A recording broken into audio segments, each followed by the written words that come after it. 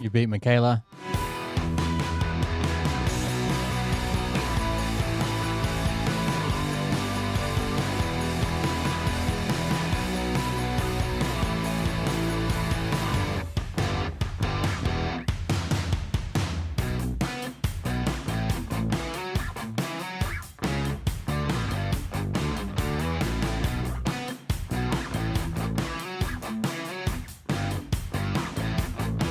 Happens to the best of us, I guess. I got a late start. I had to go pick up Liam from a soccer scrimmage or whatever. I watched one of the most depressing videos I think I've ever seen earlier. So it's basically about like, I said this before, and I was told this when I first got into streaming, when I was back like a Trump supporter. I was told this by a much bigger creator. And at the time, it seemed like it was a lot harder because the platforms were a lot more strict.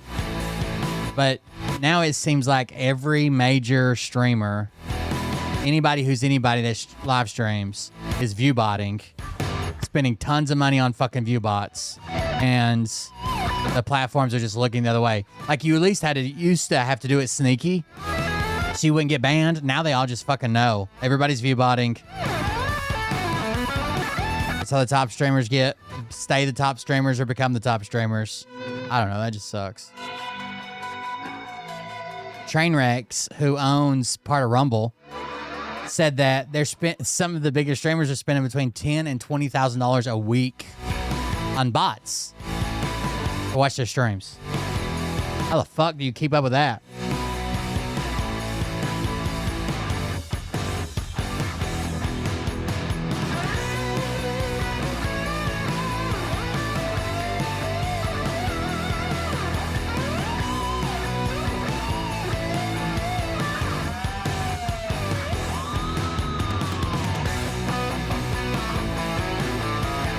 And when you're spending that much money, it's basically impossible to prove. Right? These are bots that have their own IP address, have their own emails, that have fucking AI chat bots engaged and shit, and they're like commenting the right things on the right video. Like, you can't. It's fucked. What you think about when you're born into a fight? Yeah, that's what I was told when I first started. I was talking to a huge right-wing streamer, and I just got lucky talking to him. I was put in a group with him, and then he told me if I ever had any questions, and I did have a question about something. And then we started talking about something else, and he's like, yeah, you just fucking fake it till you make it, man. Just get, a few thousand that are watching, get a few thousand bots that are constantly watching, maybe a couple hundred of them that top in chat, and then people will show up. I don't want to have to do that. Like, I would rather just have viewers, but if you don't have enough viewers, you never get recommended to anybody. Nobody ever fucking sees it. I don't know. I don't know what the fuck to do with that. And I've already got people accusing me of view botting. You guys remember fucking GNet went fucking crazy? And because my views for my live stream, nobody's views on our live stream for Twitch show up until like fucking 12 to like 20 hours later. And she went around telling everybody I was buying bots.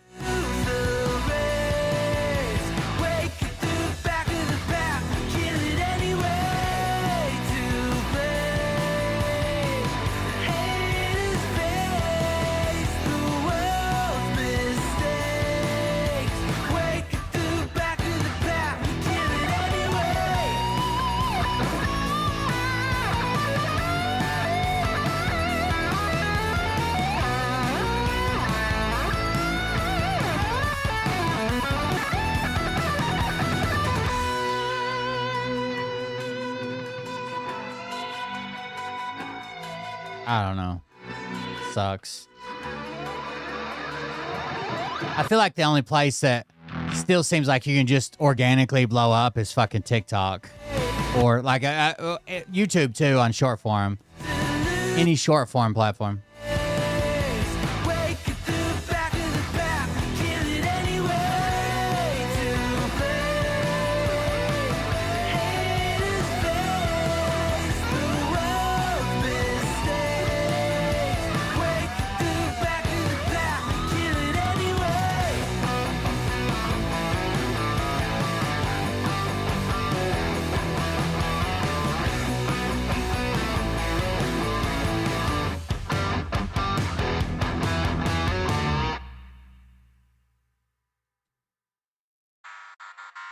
Let me pause the music and start Facebook. Oh, I forgot to tell you guys.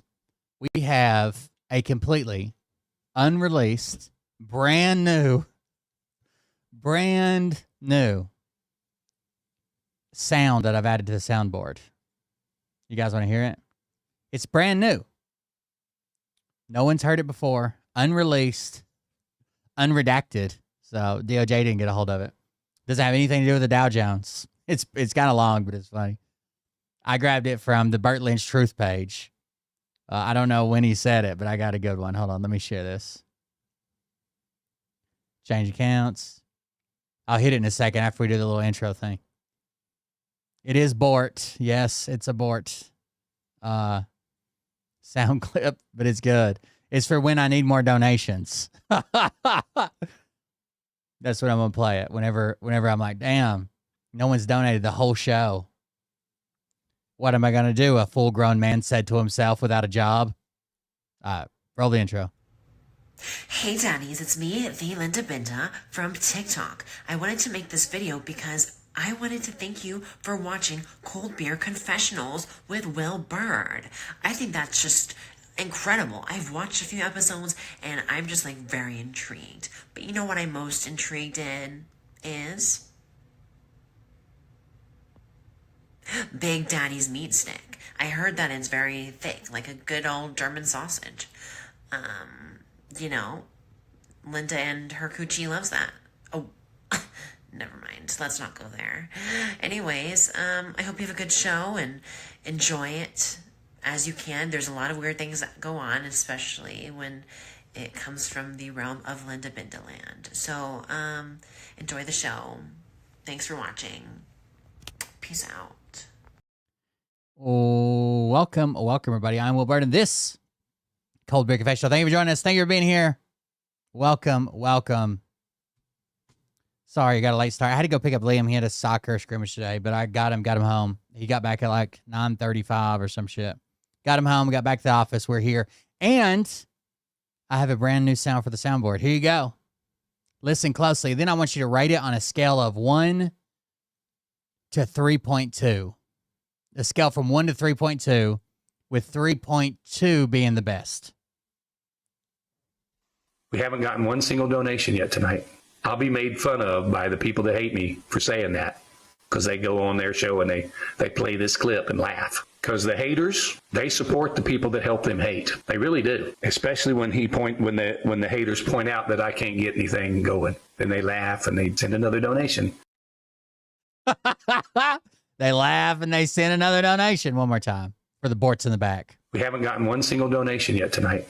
I'll be made fun of by the people that hate me for saying that, because they go on their show and they play this clip and laugh. Because the haters, they support the people that help them hate. They really do. Especially when the haters point out that I can't get anything going. Then they laugh and they send another donation. They laugh and they send another donation. That's what they do. That was from the Bort Lynch Truth page. Bort Lynch Truth page. Actually, let's go check it out. He's crying. So this motherfucker is always on his show begging for money and talking about how I haven't had a single donation tonight. I haven't had a donation. I haven't done this. And then he says, if I watched a live streamer all the time, I would donate. In fact, I do. I donate to Alex Jones, and I buy Alex Jones's merch. So you're asking people to send you money so you can pass it along to Alex Jones? What the fuck when they just send it to Alex Jones? At least he's got some decent production value. Fucking Bort. Anyways. Rhode Island. Anyone know where Rhode Island is located? Bert thinks it's in the state of New York. That's true. Actually, let me play you that, because I don't ever think we played that, did we? Bort Lynch. It's from yesterday's show. Oh, you've got an upcoming show. It's from yesterday's show. God love them, is televising this speech on the Fox News channel, which means Get fucked. Stay fucked. Don't want you to have this zoom lens, but there's nothing they can do to stop it. So That wasn't in the Epstein file. There's nothing about It's towards the beginning. So let me back up. So I don't commentator, personality, whatever you want to call her. The story will go. Doesn't care about us. And the government are so obsessed with this kidnapping. That was a Nancy Guthrie thing. Maggie Granny is you're already sharing the 2 other monitors. You open a can of worms. That's where he doesn't work. He doesn't know how an HDMI You works. want to go and say, I love Donald Trump on your Facebook page. Able to voice their for me to share stuff on. Here we are. Loan on the gear, but I had to use all of it to take even a small loan. I thought about posting all of these things to We're getting close now. at her and whoever. All right, here we go. He's on the shooting right now. And we're fighting to keep a country going where only half the people are worth fighting for. It's sad. Makes Sorry to sense. say that, but that's how I feel anymore. I mean, there's one half of in just this little landing where I live, we are not the same. We're not the same. People are not the same. It's crazy. It's sad, but it's true. So there's video all over the internet. I wish I could play it for you, but I can't. Fuck. I wish I think I could still play got to go back. it. Has been forced to resign for posting the words "Go ICE" on their Facebook. I spit right now because I can't play PayPal payment tonight. I don't care how much. We'll just start at the beginning. I'll speed it up because I don't remember where it's at. All right, here we go. 8. There's 8 of you in the chat room and only 5 of you. If you aren't already a follower, please subscribe. Right now, Robert. Follow and subscribe. Treats, and you're not going to. I think they put catnip in them or something. So, folks, this show needs your help.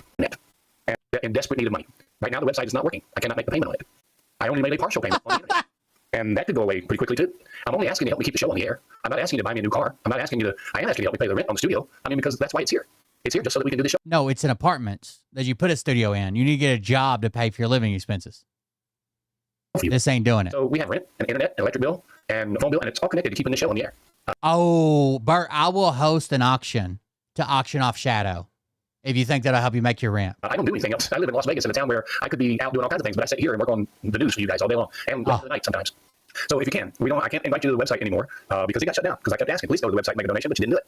And so now that it's down, we got to pay to get it back on, and we got to pay You didn't do it, guys. all that stuff. So I need your Guys, you didn't even do it. I was asking over and over again, and y'all didn't even do it. What were you doing? help even more now.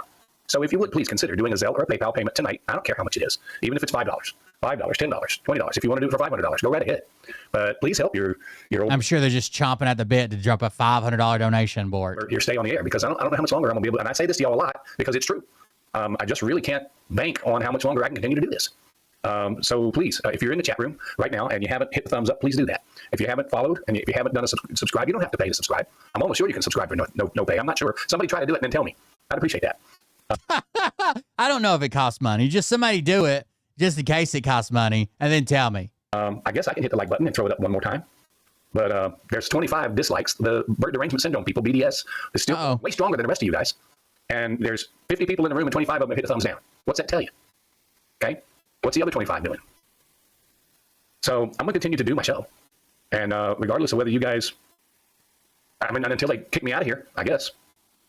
So anyway, let me dig around here and which probably won't be long. Right? They've already moved to evict you once. Some of this information that I have and pull it together for you so that I can tell you what I've discovered today. I might have to go. Give me a second here. The other day, he was just scrolling through Facebook videos to look for something to tell people. He's like, man, right now they keep showing me a bunch of cat videos. I don't know why. Or do you want to show, dude? What I do is I spit right now because I can't play you guys any videos. I'm sorry, but with the financial issues here got so bad that I had to take my electronic equipment, my editing equipment to the pawn shop and pawn it so that I could keep the landlord happy. And I did my best with that. And I only made a partial payment there because once again, folks, this thing. Partial payment on the rent. is spiral Partial payment on the internet. Couldn't pay the website. without your help. So I am asking you humbly, At what point is he like, holy fuck, I have to get a job? Like yesterday. please think about making a donation tonight. Maybe I'll tell you enough today in today's show that it'll impress you enough that you'll say, yeah, we should probably help Bird out. And maybe you won't. I don't know. A Chicago teacher has been forced to resign for posting. Right, it was after Go the Ice teacher. on their Facebook page. I didn't know. I didn't remember. He said "Go Ice" on the Facebook page and was forced to resign. Now, the other teachers are allowed to organize a school walkout and take their kids to protest for ICE. Please, somebody, help None of these teachers were organizing school walkouts. That was student-led. me make sense of this. It is the Trump derangement syndrome Okay. that trickles down to people like me for the Burt derangement syndrome. Ah. And it is very sad to see that we have Bort. this kind of ignorance in our country, I don't know why he keeps mispronouncing it. It's Bort. but we do. And we're fighting to keep a country going where only half the people are worth fighting for. It's sad. I'm sorry to say that, but that's how I feel anymore. I mean, there's one half of in just this little landing where I live, we are not the same. We're not the same. People are not the same. It's crazy. It's sad, but it's true. So there's video all over the internet. I wish I could play it for you, but I can't. I wish I could play it for you. There's video all over the internet of a man today fatally shooting his wife and opening fire on his children at a Rhode Island youth hockey game. All caught on Okay. video. Rhode Island youth hockey game. And then he turned the gun on himself, but he shot both of his kids, but they're both in the hospital. They're not dead. And the wife is dead. Now, I can only speculate. From the video I saw, he walks up in the stands from behind her and starts shooting at her and whoever. And I don't have the videotape in front of me, but there was probably 12 rounds fired total. You can see people in the crowd grabbing him. They're fighting. He continues to shoot. Why would he do something like that? Was his wife and kids not supposed to be at the hockey game? Were they at the hockey game with her boyfriend? Was he a pissed off ex-husband who's supposed to be his day with the kids? I don't know. But he got into a youth hockey game inside a building with a firearm in Chicago. No, I'm sorry, in Rhode Island. That's in New York City.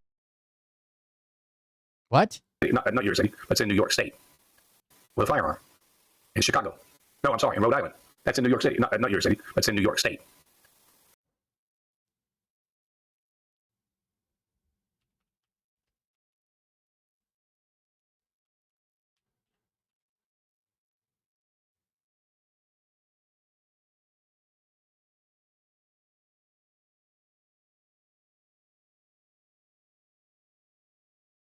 So someone said that he's probably confusing Rhode Island with Long Island. But he said that Long Island, even if he was thinking of Long Island, he said it's not in New York City. But Long Island is fucking Brooklyn and Queens. Like, I would consider that New York City. I don't know if people from New York City consider that, but I would think so, right? So even if he thought it was Long Island, he still got it wrong. But he thinks that Rhode Island is part of New York State? With a firearm. I don't know. But he got into a youth hockey game inside a building with a firearm in Chicago. No, I'm sorry, in Rhode Island. That's in New York City. Not New York City, but it's in New York State. That's very sad. So I'll bring you as much on that as I can, and you have to go on Facebook, social media, to try to look for that. But it's out there. It's definitely not. Rhode Island is definitely not part of New York State. I thought about posting all of these things to my page. And then you have to go to my Facebook page and watch the videos before the show. You have to pregame my show by going and watching 134 individual videos. So that I could tell you can go to my page and look it up. Maybe I'll start doing that. The only reason I don't do it is I'm from nowhere near there, but if someone's told me Long Island and knowing that it's got two of the fucking the boroughs on it, I would be like, oh yeah, that's part of New York City. because But I'm not. You're from that forsaken land of New Jersey, so I wanted to save it for the show. That's why I always send the files over to myself in Messenger and then share them with you. But while I can't do that right now, maybe I'll just start putting them on my Facebook page. And you guys can go to my Facebook page and maybe give it a thumbs up. Maybe we'll try that. So every video that he wants to cover on his show, he can't actually show on the screen because he doesn't know how to properly use OBS, right? He doesn't know how to make a browser source. So instead, you've got to go to his Facebook page and watch the videos, but also watch him on his video talking about the videos that you already watched or that maybe you'll watch in the future? I'm hoping that we can recuperate here, get enough donations coming in that we can pay some of these bills and make my way back over to the pawn shop. I did not take out a big loan on the gear, but I had to use all of it to take even a small loan. So it won't be real hard to get it all back and Somebody find me the pawn shop. I need some new gear. put it all back in here. Once I got it back, it'll only take me a couple of hours to set it back up. But that's a very sad story. I'll look into possibly posting those pictures on my... Which part's the sad story? Almost 70-year-old man, never had a job, begs people on the internet for money, pawning all of his podcasting equipment from unsuccessful podcasts, or the shooting? His makeup is wild, dude. He goes heavy on the eye makeup. That's why he's always late. It's fucking half the prep time for the show is his makeup. Facebook page. Let me see. Here we are.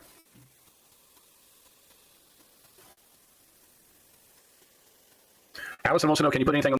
I'm not, like, if this is a decent stream, I'm not even knocking makeup. I've been on TV twice where they put powder on my face to knock off the shine from the lights in 2 separate occasions, right? If he had, like, what? Imagine getting dolled up to go on your show where 3 old people watch and you're in 1p. It's not fucking 1080. It's not 720. Sometimes it's like 3 frames per second of 16p. On the screen behind you? No, I can't. I don't have the electronics to share it. I wish I did. But that screen behind me was always meant, for me to share stuff on, but I was only able to get the screen set up, and I was never able to add the cables and the hardware that I need to make that happen. The cables and the hardware. The HDMI cable. But I went ahead and set the screen up because it's a very small place, and I have nowhere to put anything. It did feel weird wearing powder. I've never wore powder or anything like that, but my cheeks were fucking like, you could barely see my eyes. I look like a fucking a character from like an anime when they like show up and their fucking eyes are sparkling and shit.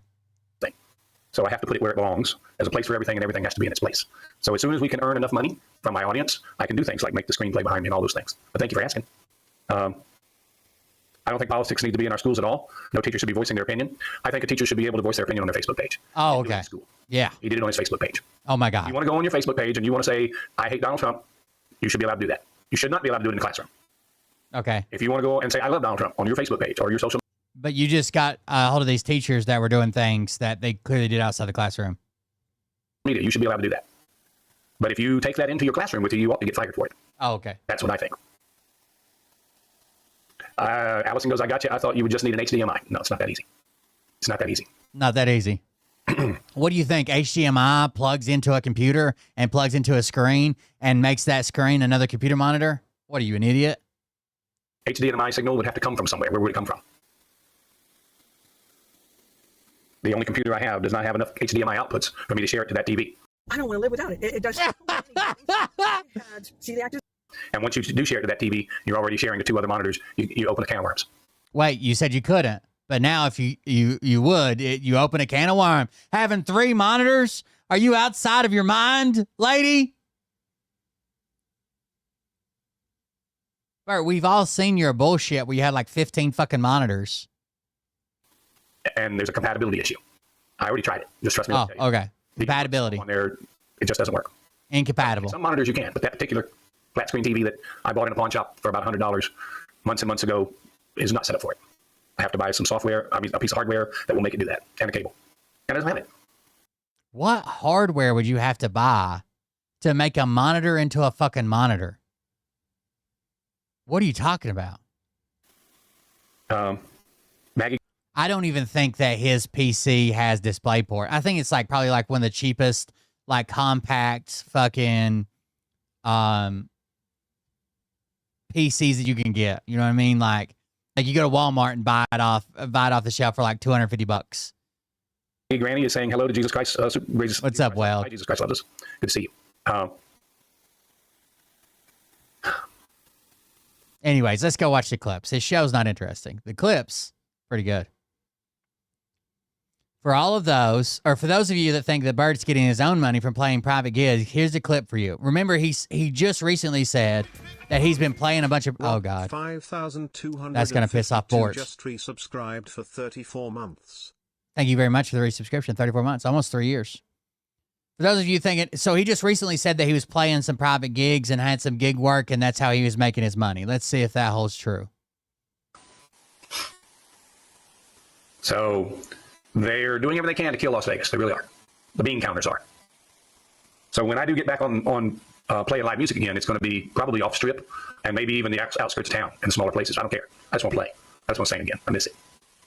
Tonight we So clearly he's not they playing. Kill Las Vegas. They really are. The bean counters are. He's not playing in any capacity. He misses it. And when he does get back to playing, he's not going to be a headliner. Imagine that. Not one single Oh, here you go. This is a good one. You'll like this one. We haven't gotten one single donation yet tonight. So my show has chat and Bort's show has short.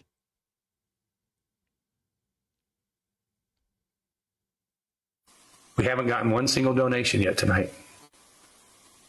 I'll be made fun of by the people that hate me for saying that. Because they That's go right, on Bort. their show and they play this clip and laugh. Because the haters, they support the people that help them hate. Bort shrewd. They really do. They do.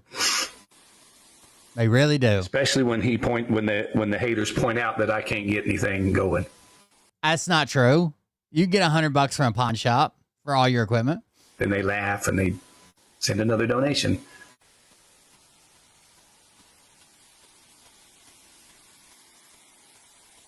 Silence. Rose.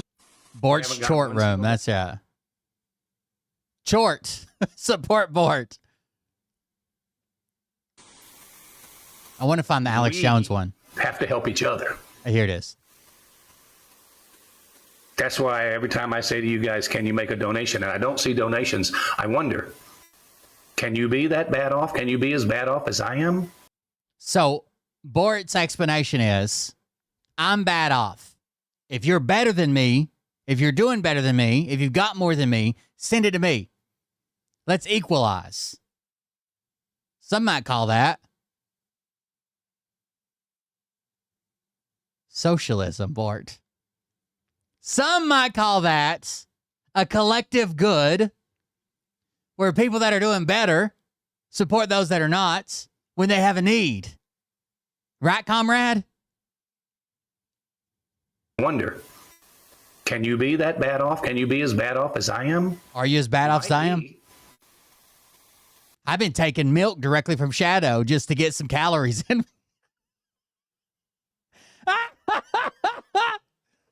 I've been milking Shadow twice a day just to get some fucking calories. How bad off are you? Be as bad off as I am? You might be. I know that if It's Bort's Universal Health Care. That's right. I know that if I was watching somebody's podcast every night, I would be donating because I do that. I actually donate to Alex Jones. Wait a second.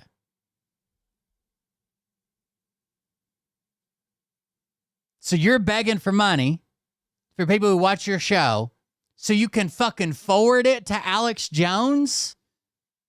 One, I don't believe that. Two, why wouldn't the people just send the money to Alex Jones? Cut out the Bort man in the middle.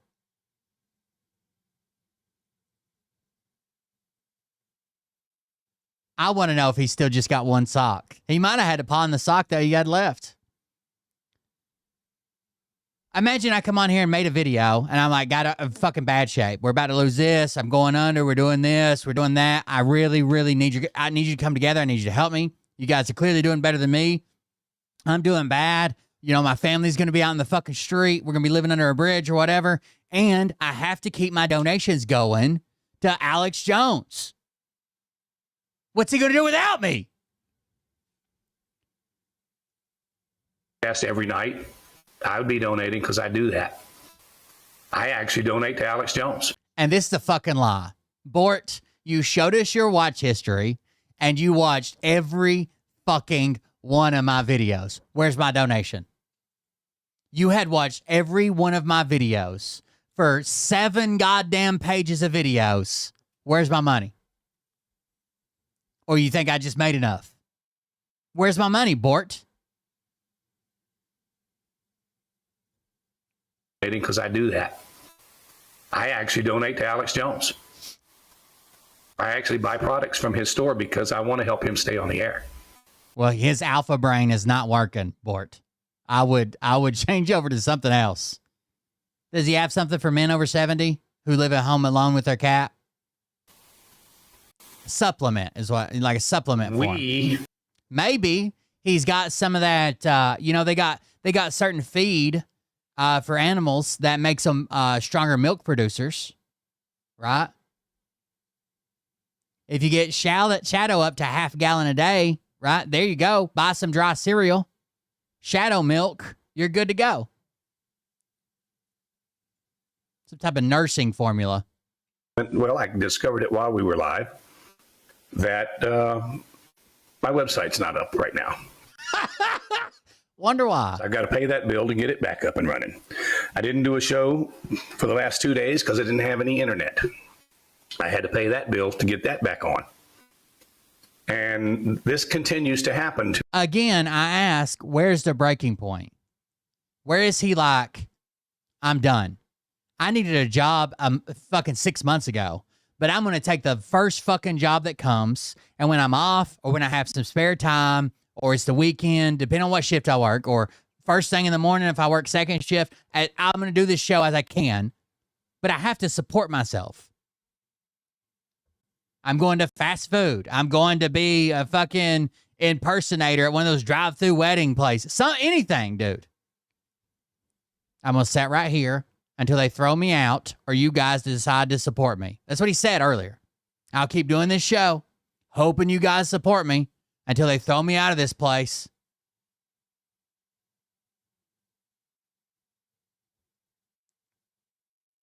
Bort's got 99 problems, and all of them revolve around money. Well, I discovered it while we were live that what's up, Beef Supreme? My website's not up right now. So I've got to pay that bill to get it back up and running. I didn't do a show for the last 2 days because I didn't have any internet. I had to pay that bill to get that back on. Catalytic converter durability test. Yes. Squatters' rights durability test is what we're about to see. What's crazy is, like, if I had a cell phone with a fucking camera on it and I lived anywhere within a fucking walk or a drive to Las Vegas, I'd be making all kinds of fucking content. I'd be interviewing every goddamn body. I'd be waiting for the bars to close and kick people out so I could interview them. 2 days because I didn't have any internet. I had to pay that bill to get that back on. And this continues to happen to me because we have a small audience and the donations are few and far between. That's right. And so I really appreciate those of you that watched. Well, I discovered it while we were live. He's struggling, folks. It's getting bad over there in Bortville. He will not take a job. Like the one time people were like, you've said you've ran bars and you've been a bartender and you've done all this stuff in bars. Are there not bars in Vegas? Get a job at a bar in Vegas. Even if you're just a server, right? If you get your fucking ABC license or whatever the fuck they call it, whatever, right? And he's like, are you kidding me? Are you kidding me?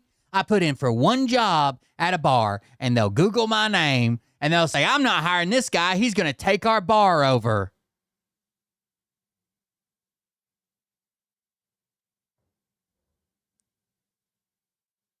I would rather see him interviewing people. At least it'd be interesting. Bort's not interesting. Changed the world and he ended up in jail. There are people say that he shouldn't have introduced the world to me. But I have never, ever told you guys one thing that I'm doing that I wasn't doing. I've never, ever. That's essentially what he's doing. Can't he get a part of a cardboard box, make a sign and stand? That's what he's doing. The corner he's standing on is the corner where 6 people live and see him every day, and they're tired of donating to him. They donated for the first 6 months he stood on that corner, and they're like, man, you know what? I keep seeing him donate to Alex Jones. I keep seeing him buy crazy shit. right? I keep hearing him complain every time I donate. He yells at me every time he sees me. He chases me off. He won't let me hang out with him. Then he always needs money, but he seems pretty physically fit, and I've never seen him go try to get a job. Maybe he just wants to be on the street corner, but that's essentially what he's doing. Told you guys one thing that I'm doing that I wasn't doing. I've never ever asked anybody to invest in anything other than my show. My show. One of his excuses is if I take a job, guys, I can't do this for you. Tons of people that stream work jobs, dude. They do it in their off time when they're off. You know, and when they're not off, they make short form content or updates or whatever. You got a cell phone. Like, what the fuck are you doing? My show didn't. I would not be after this guy because he's just boring. He's not on my radar. He's not big enough to even talk about. If I didn't know all the people that he took a bunch of money from and called them investors into his new streaming service. He was telling people that this new network that he was going to, that he was going to be the headliner of, that they already had deals with advertisers and taking investments from them, some of them hundreds of thousands of dollars, taking investments from them. And he told them they already had deals with advertisers where they were going to make between $20,000 and $30,000 per episode. And that's how he was going to pay them back for their investment. Older people, gullible people. I mean, like, you can say, well, they shouldn't have invested with him. I agree. But he shouldn't have given them the option. He shouldn't have been out here begging for them to invest. He shouldn't have been lying to them as well. It was going to be called SNTV. And right now it just live streams a bunch of like Christian music or something. But he was going to be the headliner. He was going to bring all the talent. He had to build a studio in his home and do this. He's going to have guests and people were going to come record the music there. And other people were going to rent it for their podcast. Oh, but then it was attached to the house that he didn't pay the rent on. So that didn't work out.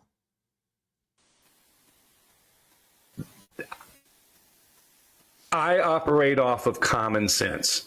My common sense always tells me what to think and how to behave. Too bad it didn't tell you how to make any money. It has served me. Per episode, I swear to God. And I'm not saying there aren't streamers that make that. There are. 100%. I've seen $1 million multi-episode deals and heard people talk about them behind the scenes and shit for huge fucking podcasts and shit, right? Fucking, we all know what Joe Rogan got for the Spotify deal. But Bort, when in his heyday, he had like 30 people in the live chat, or when Brad Barton was pushing him, he may have 100 people in the live chat. We had a show on my Twitch channel that had 7,000 live people in the chat. I didn't get an offer like that. I think the biggest advertising deal I took, I had a guarantee one time for like $1,400 was my guarantee. And then I made some more if you guys signed up for the thing. But that was way back when we had a whole lot more viewers. And I think they gave me either $1,200 or $1,400. I had to do two separate episodes. I had to do the ad read. And like I got something for each person that signed up. It was an app or some shit. Very, very well. I'm one of those guys that when I see bullshit, I can see it. What if you are bullshit? Do you just stare at yourself in the mirror all day? You are bullshit. You're the definition of bullshit. You just told people that you're gonna keep doing the show until you're evicted if they don't donate. They got to step it up. They should come together because they're doing better than you. And when they're doing better than you, they should send you money. Then you also said in the same breath that you watch Alex Jones and you send him money and buy his products. You're the epitome of bullshit. I can see it. Dude, the time we had 7,000 people on was when I did that interview with Phil, and I only had 4 or 5 moderators at the time. It was pandemonium. My spidey senses go off. Spidey senses go off. Oh, they started playing Bort Bingo. Fixes his hair, talks about Brad, mentions the haters. Brags about something that probably didn't happen. Talks about how many times he has had to move. Whines, asks for donation. Talks about Will. Grabs the microphone. He's a microphone double fister. By the way, I think it's great that he's podcasting, doing his show on like this fucking potato and this cheap ass fucking microphone and shit. Because how many times has he made fun of other people's? Hell, Phil lies about his numbers. He doesn't have millions of people watching him, but he has tens of thousands of people watching him sometimes. And he was talking shit about Phil's microphone, saying it was a toy for people who like to do gaming and live stream. Get a real setup. This motherfucker's streaming on a literal Idaho Spud right now. Also pumping gas. Super Test Gas and Oil on. This says, Bert says he's ran an entire gas station, going to school, attending football practice, checking on employees at lunch, and closing at NOS. That's an impressive resume for a teenager. Curious how someone that driven, that motivated, can't seem to secure even a basic job currently. By the way, everybody's hiring. Everybody's hiring right now. Also pumping gas.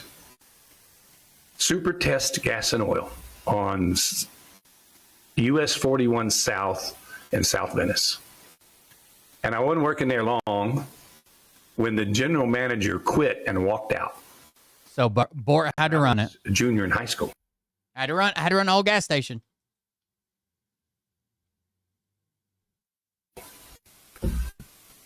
And he walked out, and the regional manager had to be called. I'm the one that called him. I said, there's nobody here to close the store because he quit. He left.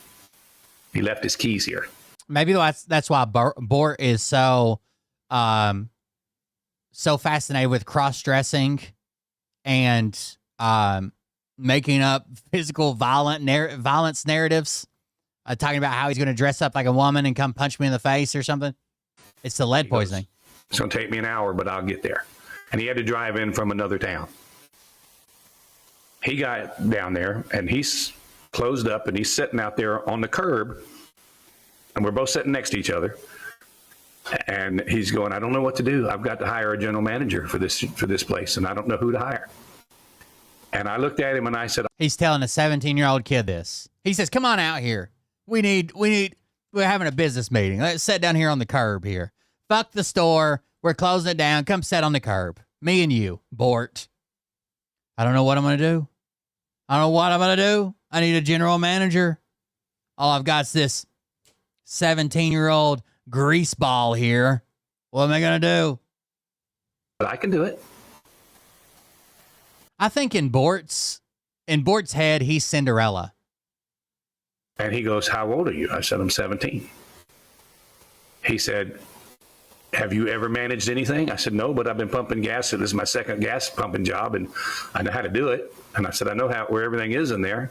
He goes, if I hire you as the manager here, you'll be the youngest manager in the history of Borderella. You know why I know that? I said, why? He says, because I was the youngest manager in the history of this company. And now I'm the youngest district manager in the history of this company. What? So by me giving you that job, you're taking my title. Can I trust you? I said, absolutely. I can already tell this is going to be good. We got to get through the ads first, though. Borderella. And I Dawson, here you go, kid. It's your time to shine. Camera starts to like draw in and fade back. The sunset over the mountains in the background. Like he writes these movies where he's the fucking star. It's so stupid. Title. Can I trust you? I said, absolutely.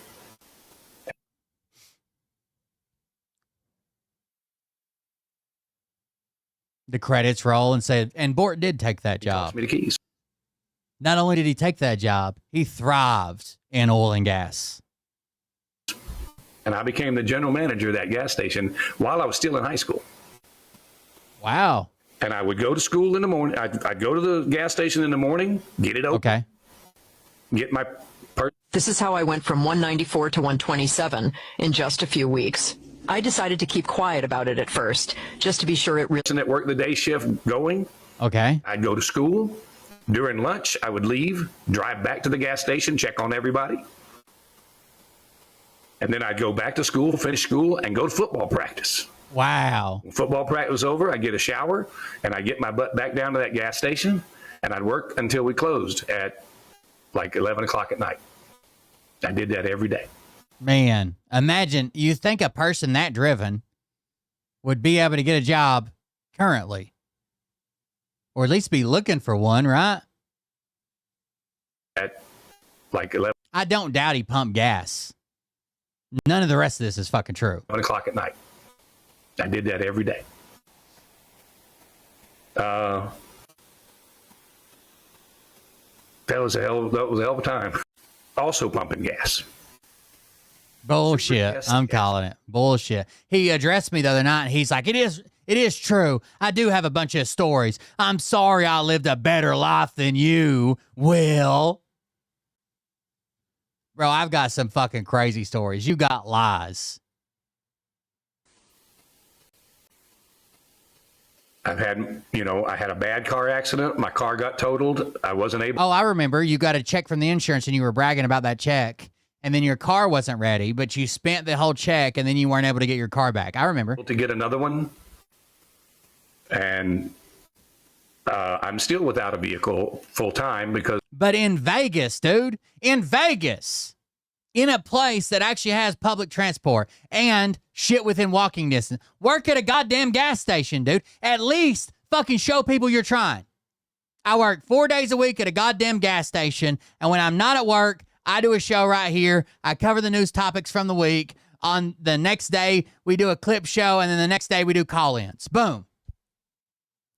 But to sit on your ass 7 fucking days a week and say, I'm doing this for you guys, and you guys won't even pay my rent, is fucking ridiculous, dude. You're a shitbag. I had to put the one I just got, I had to put it back in the shop. And I'm supposed to get it back on the 5th.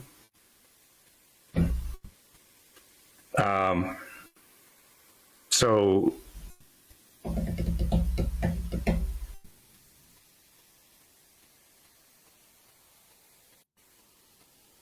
Again, how much more palatable would Bort's story be to everyone if he's like, look, down on my luck, got cancer, did this, blah, blah, blah, can't sing no more, can't get a gig, it costs too much money, lost my house, got evicted, stayed in my car, got a cat, drink its milk. But right now, I work 4 days a week at the fucking Exxon. And when I'm not at work, I'm busting my ass to put this show on. Please help me. I want to make this show full-time my job. Rather than, this show is my full-time job. I'm not doing anything else. You guys either donate or I'm getting evicted. And I still drink Shadow's milk. Board shorts. I was a big fan of board shorts, so maybe.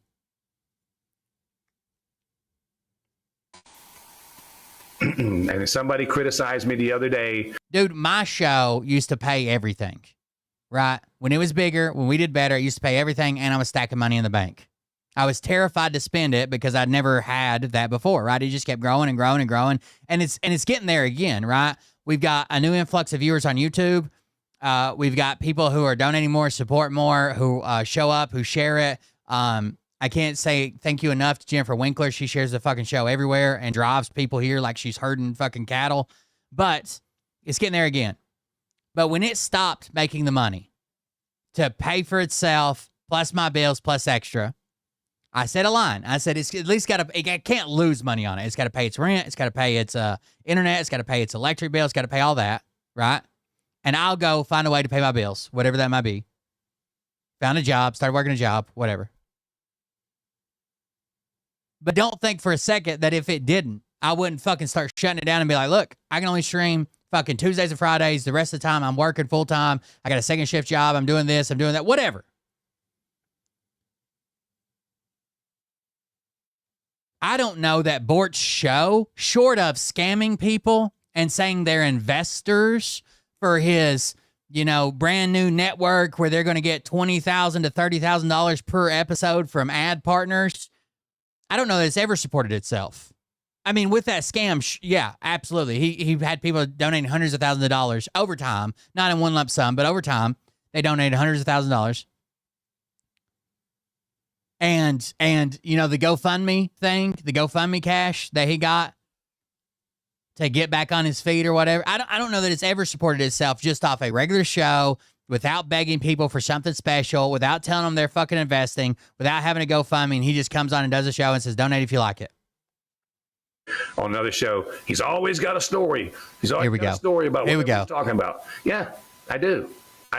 I'm sorry that you live in a trailer and you've never done anything but go to war for a couple years and then come back to the same damn trailer. Wait, have you been to war for a couple years?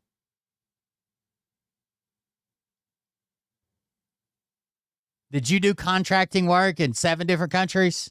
Oh, that was me. I remember. Yeah. I get confused all the time. I think I've worked in all 49 states. I've not worked in Hawaii. I've worked in 49 fucking states, including Alaska on Kodiak Island. Yeah, I've lived a pretty important life, and I don't even make up the lies you make. That's your life. It's okay. It's a great life. Smoke them if you got them. Okay. But I, on the other hand, you were in the military choir. I remember that. To 24 schools by the 10th grade. Oh God. Lived all up and down the East Coast, from New Jersey to Florida, back up to Pennsylvania, to Florida to Ohio, to Virginia, to back to Florida and back and forth. And I did all that for the first 10 years of going to school. Also, I just want to say this because I know how important it is to you. Your fucking hair looks like shit, bro. I don't know what you're doing, trying to stay young, trying to just for men, black shoe polish, flat top, comb over, bald spot. Let me get my bangs just right. It looks like shit. Okay, fine. Here, have some money. Geez, you made me feel guilty for freeloading on your content to listen to and taking over your Discord talking about gardening. Also, I need to head to bed. Thank you for the donation. I greatly appreciate it. John, thank you for that. I will take that donation and stuff it away in my mattress. Before I ever joined the military and spent my time in the military traveling. Oh, he was going to say how much time he spent in the military. Because I've heard from pretty reliable sources that Bert had an incredibly long military career of just under 11 months in the choir. In the choir. Because I spent my time in the military. The country. Before Florida and back and forth, and I did all that for the first 10 years of going to school. Before I ever joined the military and spent my time in the military traveling all over the country. When I left the military, I went to college and got myself signed up for the football team. Because I was playing football, I was able to afford to go to college. And from college, I was studying theater. I was majoring in theater. But halfway through my college career, I get offered professional work as an actor and a comedian. Yeah, and that worked out for you, didn't it? He said with an eviction notice sitting on his desk.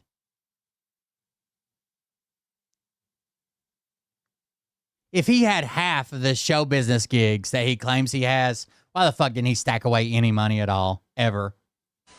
And I'm going, well, I'm studying this theater stuff to get work as an actor and a comedian, and I'm getting it already, so I guess I don't need college. Oh, and wait, but Will, he had cancer. Yeah, the state paid his medical bills. He doesn't even argue that. I'm just going to go ahead and go out on tour, and I did. I went on tour as a comedian. I ended up in San Francisco working as a comedian. Actually, I just found a news article about you being on tour and how your dreams didn't come true when you went out to California and then you had to come back home and live with your parents. Wasn't that you, Bort? Wasn't that news article? Wasn't there a news article I just saw about you going out on tour, not making it, having to go live back at home? Was that you or is that someone else? Correct me if I'm wrong, chat. Was that Bort? Was that Bort in the news article? I think it was. I think that was Bort. It was all about how he didn't make it this time, but he's going to give it another try while he moves back in with his parents. Sounds like it was a very successful career. For 3 years. And I put a band together and did a nationwide tour with my band. All before I was 30 years old. By the time I was 30, I had been to 48 of 50 states in the United States. And Uh-oh. I just drove through it, worked in them, I bet. lived in them, performed in them. So I've got a lot of experience. And a lot of lies. And if you think they're not true, that's tough, because they are. And I'm speaking directly to the jackass that said that. I got your number, buddy. You think I'm lying? Well, I'm not. Proof? No. I'm just not lying. Ain't that right, Short? After I got out of, after I left California in the mid 80s, I ended up on a TV show called Miami Vice. Ah, And I worked on Miami Vice for 2 years, and then there was a writer's strike, and I put a band together and went back out on tour again. good Lord. 7 years touring the Southwest. Made it Southeast big. with my band. I'm not talking about just Florida, Georgia, Tennessee, South Carolina, Name some more states. Hurry. Alabama with my band. And we worked every single week. 50 weeks in a year. We only took 2 weeks off, the week of Christmas and the week of Thanksgiving. Okay. Otherwise, we were booked somewhere. Oh, my I God. was on the road for 11 years. Amazing. I finally bought a bar, settled down, got married, got Wife divorced, took it all. moved to Vegas. When I get to Vegas, I worked on the Strip for years, and then I got booked on some cruise ships, and I went on world cruises all around And banned on those cruise ships, by the the way. world. So now I've been to all 50 states and 72 different countries. By the time I was 50, I would imagine that, not to give credit to Bort because I don't believe in his stories, but responding to chat, I would imagine before there was such thing as like blowing up on the internet, that it's incredibly hard to sell tickets to like, unless you're just like a huge, like fucking Metallica or some shit. If I was just like Will Bird and I didn't have like a viral videos all over the internet, I'm pretending, obviously I don't. But imagine like Will Bird's coming to your town and people are like, who the fuck is this guy? Right?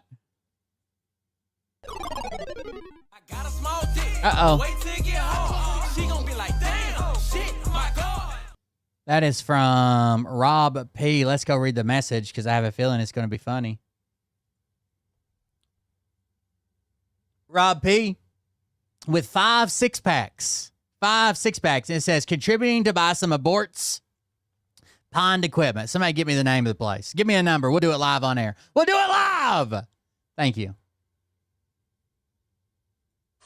for the donation. I appreciate it. and then I came back here to Vegas. I never moved away. I had a house while I was out touring. And I've worked on the Strip. I've worked in every casino in this town. So I've got a life experience. I guess it's probably, I'm not going to say I can sell tickets now, but I can see how people that are viral say, hey, I see them all the time where they do like a short form video and they'll be like, I'm maybe coming to a city near you, check my website, whatever. I understand how they sell tickets. If you're somewhere in between there, I would imagine it's hard. Experience. I guess there's probably companies, right? You sign up for a company, they do your ticket sales and your advertising in your local area, get all the radio spots when that used to be a thing, get local advertising spots and put you in fucking papers and shit. I've owned bars. I've been on tour as a comedian and a musician. I've worked professionally as an actor and a stuntman and went to 24 schools by the 10th grade. And you think it's odd that I happen to know a little bit? No, I think it's odd that you lie about these stories, right? You can't even keep your lies straight. You're like, a customer. I mean, the worker. I mean, the manager got shot by a customer, and then I couldn't be a firearms instructor anymore. Okay. About everything. Well, that makes you a dumbass. Like my grandma Posters. says. I forgot about posters. When I first went to Iraq, we had all these briefings on people were stealing posters, right? In country, everybody was stealing posters and rolling them up, sending them home, mailing them home and shit, hanging them up in their fucking hooch. We had a big briefing because a guy went and pulled down a Saddam Hussein poster. And they fucking laid a goddamn IED behind it, blew his fucking face off. And it was this big thing about, don't touch the posters. They're all booby traps. We used to make fun of it. You eat up with the dumbass. Oh, I do eat ass. professionally Is as an actor and a stuntman, that what he said? and went to 24 schools I do by eat 10th ass. grade. And you think it's odd that I happen to know a little bit about everything. Well, that makes I don't think you know a little bit about everything. I think you know very little about most topics, but you just lie. Especially when someone in your chat's like, I've been to 3 handgun safety classes. And you're like, I've been to 14. Why what? You just said you went to 2. Well, this guy said 3, so I said 14. One upper. schools by the 10th grade. And you think it's odd that I happen to know a little bit about everything. Well, that makes you a dumbass. Oh. Like my grandma says, you eat up with the dumbass. Oh, eat up with a dumb. I thought you said you eat ass. I was gonna take that one on the chin. So I don't have to make up stories. I got plenty. So Bort Lynch Truth says, at this point, I'm just waiting for him to tell us he invented electricity and taught NASA how to launch rockets. But go off, world traveler. Do you, Queen?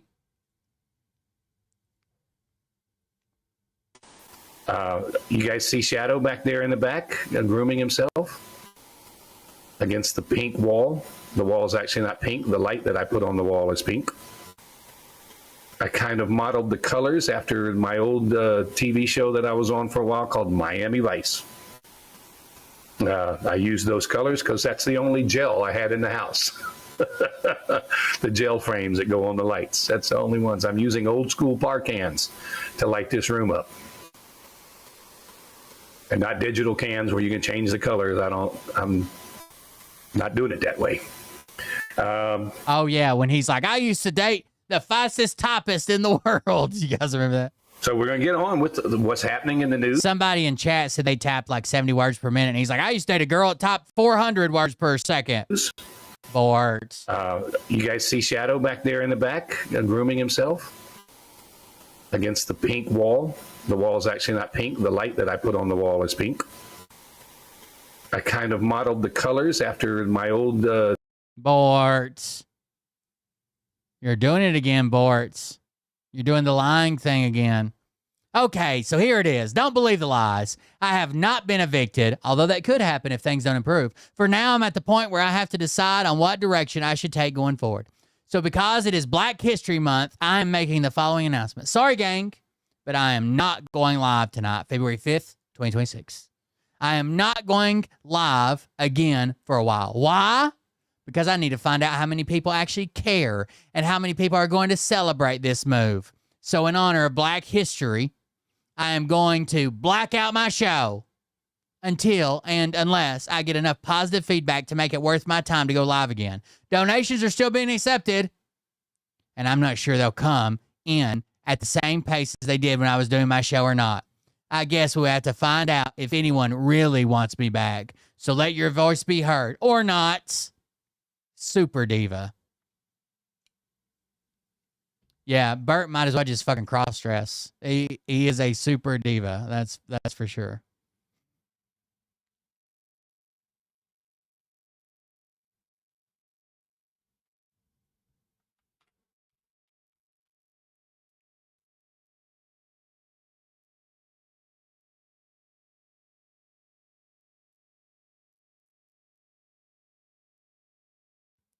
Two lynches listed on the entire casting crew of Miami Vice.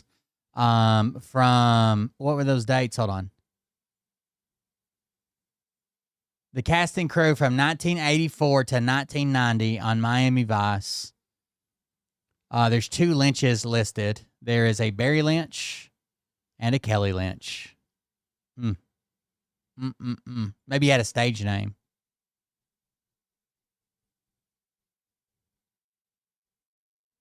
Eduardo McOnesock. I should have seen it. I should have known.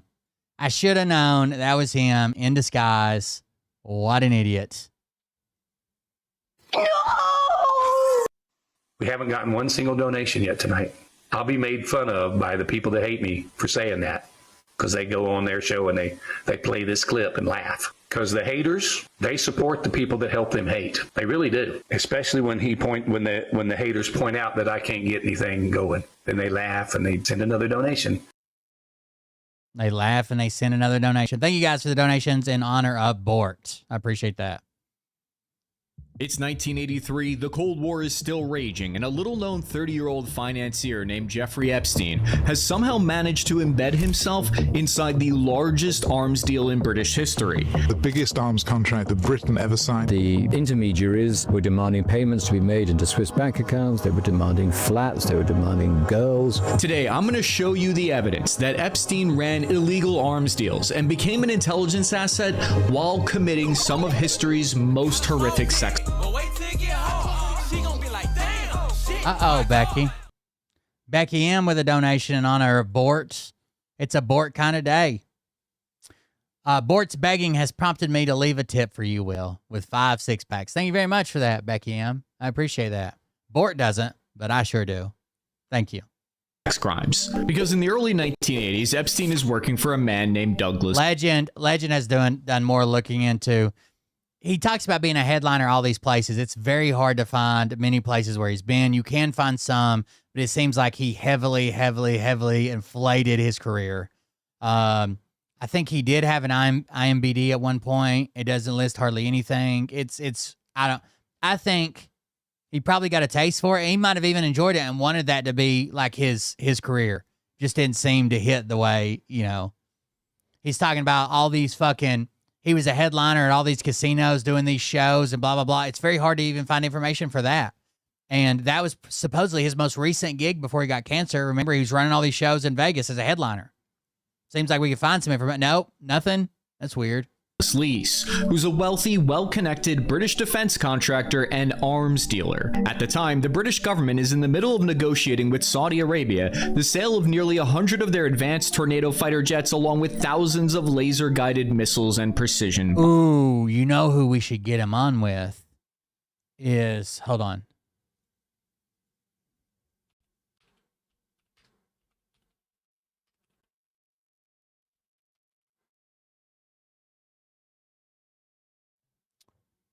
Let me duplicate this.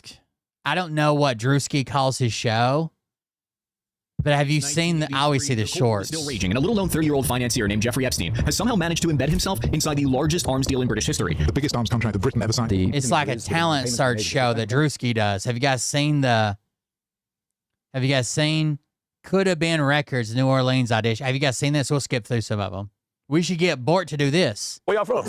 Don't worry. I know you don't have a car or money or 2 socks, but this guy travels, right? Maybe he comes to Vegas. Maybe you sneak in there and talk about how proud you are to be an American and how you can fucking pitch a tent with the best of them or whatever.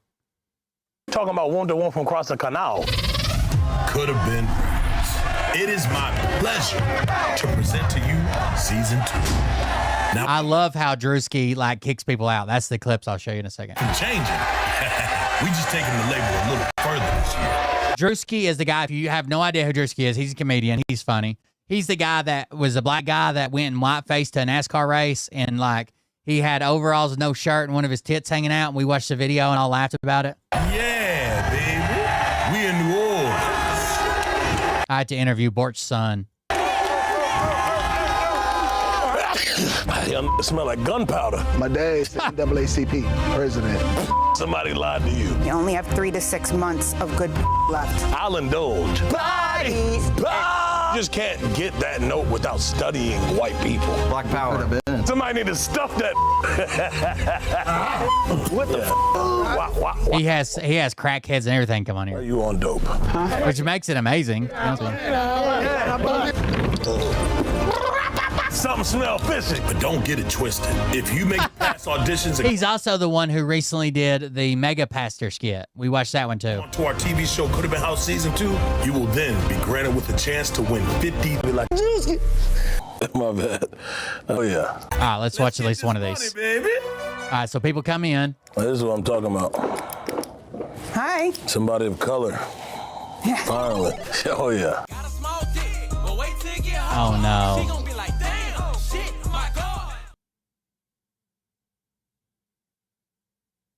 Shaminzi says, time to expose Bort for the Chinese asset he is. He's in cahoots with Xi. Thank you very much, Shaminzi, for the 6-pack. I appreciate that. Thank you for the support. What we need to do is get Ann Gallagher's ass over here. She's got all the deets. And wait till he runs off Dana or whatever her name is. Everybody that's ever left board comes right here. Oh, yeah. Ethnicity? White, Caucasian, from New Orleans. Clear as day, huh? My bad. Okay, from New Orleans. Could you give me a description of the build? My build? Yeah. Apple-shaped bottom. Oh, apple bottom.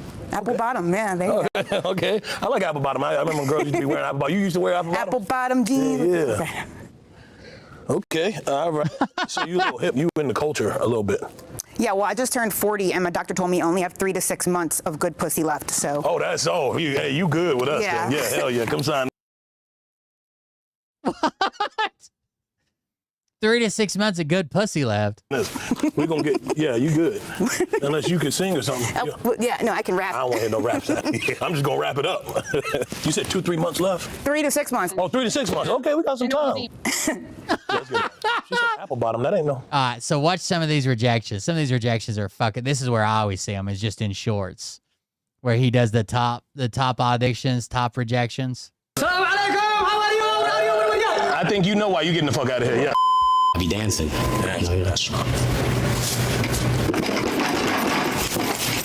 Appreciate you, man. Okay, who pooped you out? All right. Let me go ahead and Yeah, let you go ahead and get the fuck out of here. I'm a model. Let me see it that way. Do it. Appreciate you following, Father. Appreciate you. He kicked her out. You got anything else that you do? Yeah, I make noise. Make noise. Come sign this shit right here. I know that's right. God damn. What this man say to my 32 double D? Period A. You are period Drewski is period A. You are period period A. Period period A. And you know that they call me dude, cause I be dragging. Niggas wanna keep on talking, bitch, we got that static. No, he's full of gun. Oh, hell no. You ain't premature. Well, I'm half Mexican, half Cuban. Oh, that's funny as hell. That's funny as Spin the fucking bottle like spider spins web. You are a poison apple, every person wanting to dead. BBL. No, BB hell. Hell, like raising hell in these streets. I got some work done, but I'm still. Yeah, but look at that ass. I never heard no name like that. Yeah. Cheese sticks on your shit. All right, you a bully, man. Go. What's wrong with you, little bro? You rapping. Shut the fuck up, big burrito hot cheddar head ass boy. Period A. You are period Drewski. All right, anyways, you think we get bored on Drewski's Got Talent? Or whatever the fuck he calls it? Maybe. A lot is at stake with the Al Yamama arms deal because it's set to create 100,000 jobs in the UK, totally reshape the Middle East. To be fair, if you got text messages from a grifter and you want them out there, I'm the guy. Okay? Balance of power and earned the British defense company BAE Systems $80 billion in revenue. But there's a giant problem. In Saudi Arabia, deals were decided by royal family members and princes. So if you wanted a deal done, you paid these guys enormous bribes. One man's corruption was another man's way of doing business. And that is where Jeffrey Epstein came into the picture. This language and cultural barrier required a new type of global fixer. He allegedly worked with Douglas Leese as one of the key people who helped design the financial structures that hid the bribe money. Douglas Leese was one of the men who allegedly bribed the Saudi family and British officials. He was widely believed to be an intelligence asset for MI6. According to accounts from Leese's son Julian and from Epstein's former business partner Stephen Hoffenberg, Leese mentored Epstein. This is where Epstein learned first how to create shell companies and smuggle weapons and move huge sums of money into offshore accounts. Later investigations by the United States and British government would reveal over $1 billion worth of off-the-books hidden commissions, bribes, and kickbacks because Saudi Arabia had paid in a mix of oil shipments and cash. It all flowed through offshore accounts, intermediaries, and hidden financial structures that were designed to keep the real money trail invisible. Through Douglas Leese, Epstein was introduced to the highly profitable Cold War world of illegal arms deals and financial networks that concealed them. Supporting evidence for Epstein's involvement in this arms deal comes from the FBI's 2019 raid of his New York City apartment. In it, they confiscated a fake Austrian passport from the 1980s that showed a younger Epstein under a totally different name. The entrance and exit stamps on the fake passport showed evidence that it was used in the early 1980s to travel between France, Spain, the United Kingdom, and Saudi Arabia. The most damning piece of evidence is that the times the passport was used to travel. And we all know that Ghislaine's dad was fucking Mossad, right? with those that were used to facilitate the Al Yamama arms deal. Austria, especially Vienna, has been one of the world's biggest intelligence hubs since the Cold War. But where did Epstein get a fake Austrian passport from in the 1980s? Intelligence analyst Thomas Hampson said, quote, "I can't imagine Epstein getting a fake passport or using one without official government backing and cover. Intelligence services made counterfeit passports. In those days, some organized crime groups could have managed that as well, but it's unlikely that they were involved." Evidence that his close associate Douglas Leese was connected to intelligence agencies comes from a filing in U.S. courts years later that states, quote, "The nature and extent of Leese's activities and his various contacts around the world involve highly sensitive and confidential information, some of which are believed to be classified by the Department of Defense." Why would intelligence agencies create a passport for Epstein? To help him with this arms deal. MI6 and CIA wanted the arms deal to go through because it would help contain Soviet influence. It would give Saudi Arabia air dominance against Iran, and it would help stabilize global oil markets, keeping Saudi Arabia tightly tied to Western bloc. So even if we didn't help with it, we were definitely incentivized to look the other way, right? Influence, which was critical. The arms deal would lock Saudi Arabia into the Western security ecosystem for many decades to come. Epstein appeared to be one of Douglas Leese's fixers on the ground inside Saudi Arabia. Oh no, I didn't see this till now. Did you guys see that when Bert's website comes back, he's launching new merch? Boards. That, you can't do that, dude. Are you trying to put the rest of us out of business? Boards.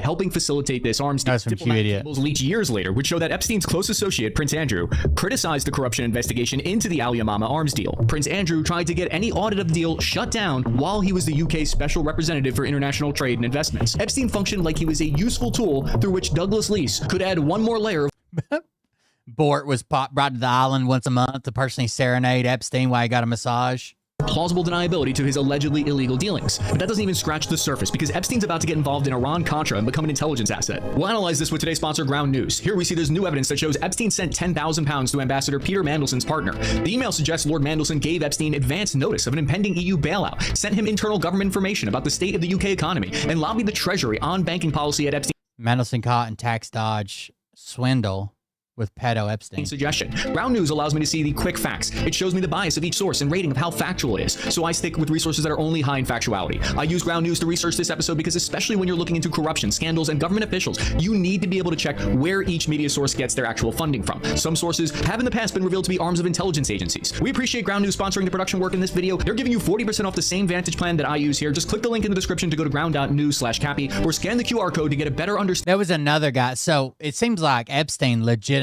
had a handler and was taken under the wing of somebody who was like in defense and contract and probably worked for a 3-letter agency.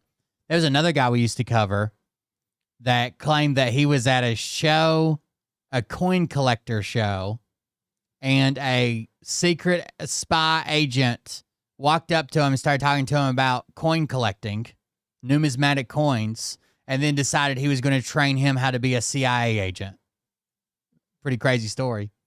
Understanding of how our shadowy world works. Douglas Leese became Epstein's first major client at his consulting firm called Red Step Stacker. It was Leese who introduced Epstein to Adnan Khashoggi, the billionaire Turkish-born Saudi arms dealer who stood at the center of the Al Yamama deal. By 1987, Epstein had become Khashoggi's personal money manager, giving him direct access to one of the most powerful weapons brokers on the planet. A source who spoke with journalist Vicky Ward confirmed that Khashoggi was one of Epstein's clients, and this connection opened the door to a much darker world. Khashoggi was the prototype of the modern black market arms broker, a man who knew how to move weapons, money, and influence across borders without leaving any fingerprints. And by the 1980s, that underground system had grown into a parallel global economy. United Nations investigations and data from the Small Arms Survey show that illicit arms trafficking was generating up to $10 billion a year during the late Cold War. Proxy wars in Africa, Latin America, and the Middle East and Asia were fueled by this shadow network of dealers, financiers, and fixers. Every time I see this, it reminds me of that movie Lord of War. You guys ever seen that, Nicolas Cage? Operating beyond the reach of any single government. Weapons passed through shell companies in Panama and airlines that were fronts for intelligence agencies, all to hide and obfuscate their true origin. This complicated network required global power brokers and middlemen to handle and manage it. There was nothing new about profiting from war, but for the first time in history, it had to be done in a way that gave global governments complete plausible deniability. It is a good movie. This meant using middlemen with loose morals and allegiances like Khashoggi, Leese, and Epstein. At the same time, Khashoggi was one of the main brokers behind the Iran-Contra arms deal. Arranged through back channels inside the U.S. government, the operation shipped more than 2,000 TOW anti-tank missiles, around 500 Hawk surface-to-air missiles, and roughly 200 Sidewinder Pathfinder air-to-air missiles to Iran, all in violation of U.S. law. The deal was worth about $140 million in today's money, and that cash was routed through foreign accounts and offshore networks, then redirected to fund the Contra rebels fighting in Nicaragua. And according to Stephen Hoffenberg, he alleged that Jeffrey Epstein was part of the financial side of this weapons dealing system. He allegedly helped Khashoggi move, structure, and hide his commissions from these arms deals using shell companies and overseas accounts. This claim of Epstein's involvement in arms deals is also made by Ari Ben Menashe, who is a former Israeli intelligence officer who stated that Epstein was selling U.S. weapon systems from Israel directly to Iran as part of another covert arms deal that was separate from Iran-Contra. But global black market arms sales rose to over $20 billion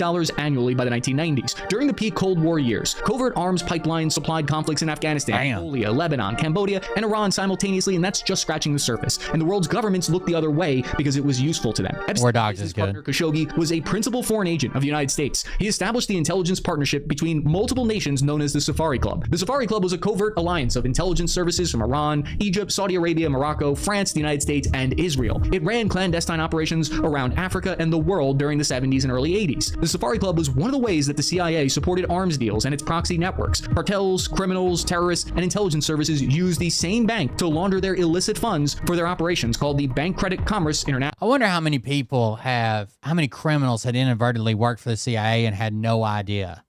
You know what I mean? Like, you might think it's shady, but the CIA used criminal elements to fucking sell arms and do this and attack this person and pay that person and start this rumor and set off this riot. It was in this shadowy world of arms deals, fraud, and offshore accounts that Epstein allegedly became an... I wish they'd offer me some money for some shady shit, dude. I don't know how you get on that list or whatever, but I'm ready.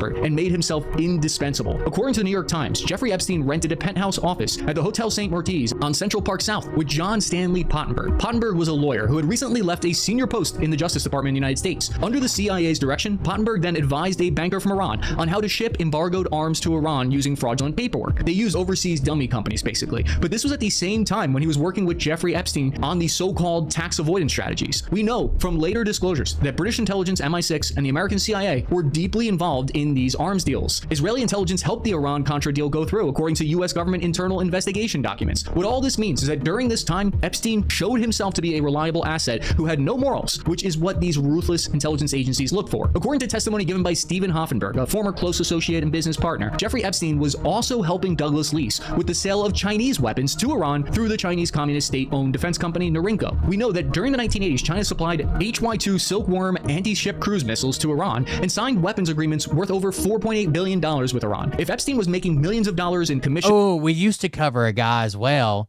talking about printing. We used to cover a guy as well that thought that the CIA was deleting the parts of the internet that he was reading, so he was printing it all off and keeping it in his basement. Well, his mom's basement.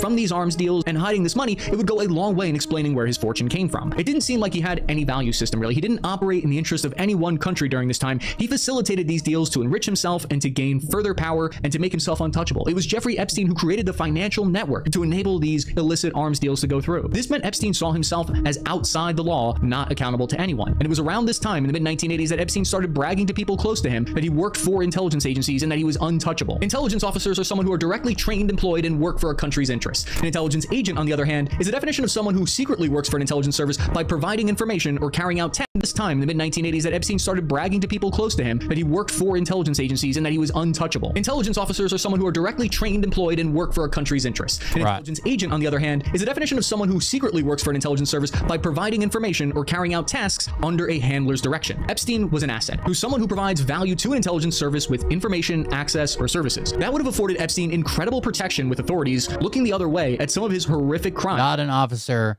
not an agent, an asset.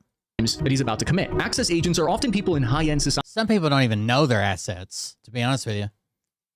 Or people who have links to top scientific researchers, bankers, politicians, and cultural talents. Jeffrey surrounded himself by all of these. Thomas Hampson, an intelligence analyst, said, quote, "Consider this, Christopher Steele's network of influential contacts, including high-level intelligence contacts, paled in comparison to Epstein's. If our FBI was willing to pay Steele $1 million, imagine what they would be willing to pay Epstein to use his unique skills and extensive contacts on behalf of the United States." According to Ari Ben Menashe, a former Israeli intelligence officer, he made the shocking claim that Epstein and Ghislaine Maxwell were running a honey trap operation to blackmail global elites for Mossad. Now, how would they have become involved in such an operation? Epstein met the Lease family right after he left Bear Stearns in New York City in 1981. According to a New York Times investigation, the two hit it off, and Douglas took an immediate liking to Epstein. These were the kind of people who sipped 20-year-old scotch while casually debating whether Aspen or Castad had the better snow that season. The two would later have a falling out, and Epstein would go on to publicly downplay and deny how close his relationship really was with him. But the 2026 Epstein file release tells a different story now. It reveals multiple emails in which Epstein discussed Lease, contacted his son Julian Lease directly, and stayed in touch with people in Lease's circle for years. Through Epstein's connections with Douglas Lease, he was introduced to Ghislaine Maxwell and met her father, Robert Maxwell. Maxwell is widely believed to have had contacts in the Mossad, MI6, and Soviet KGB intelligence agencies. Another one of these, and run a publishing empire, newspapers. He basically bought like all the publishers of textbooks. So that's how someone said he like shaped our education system before. And he's the guy, you know, the most aggravating thing in trying to do research is this paywall for scientific papers. And it's dumb. All right. So like all the time, if you want a scientific paper and you don't want like the synopsis, right? You want the actual paper, they want to charge you for the paper. All these paywalls and PubMed and all that shit. But if you reach out to the researcher, they'll gladly give you their paper for free.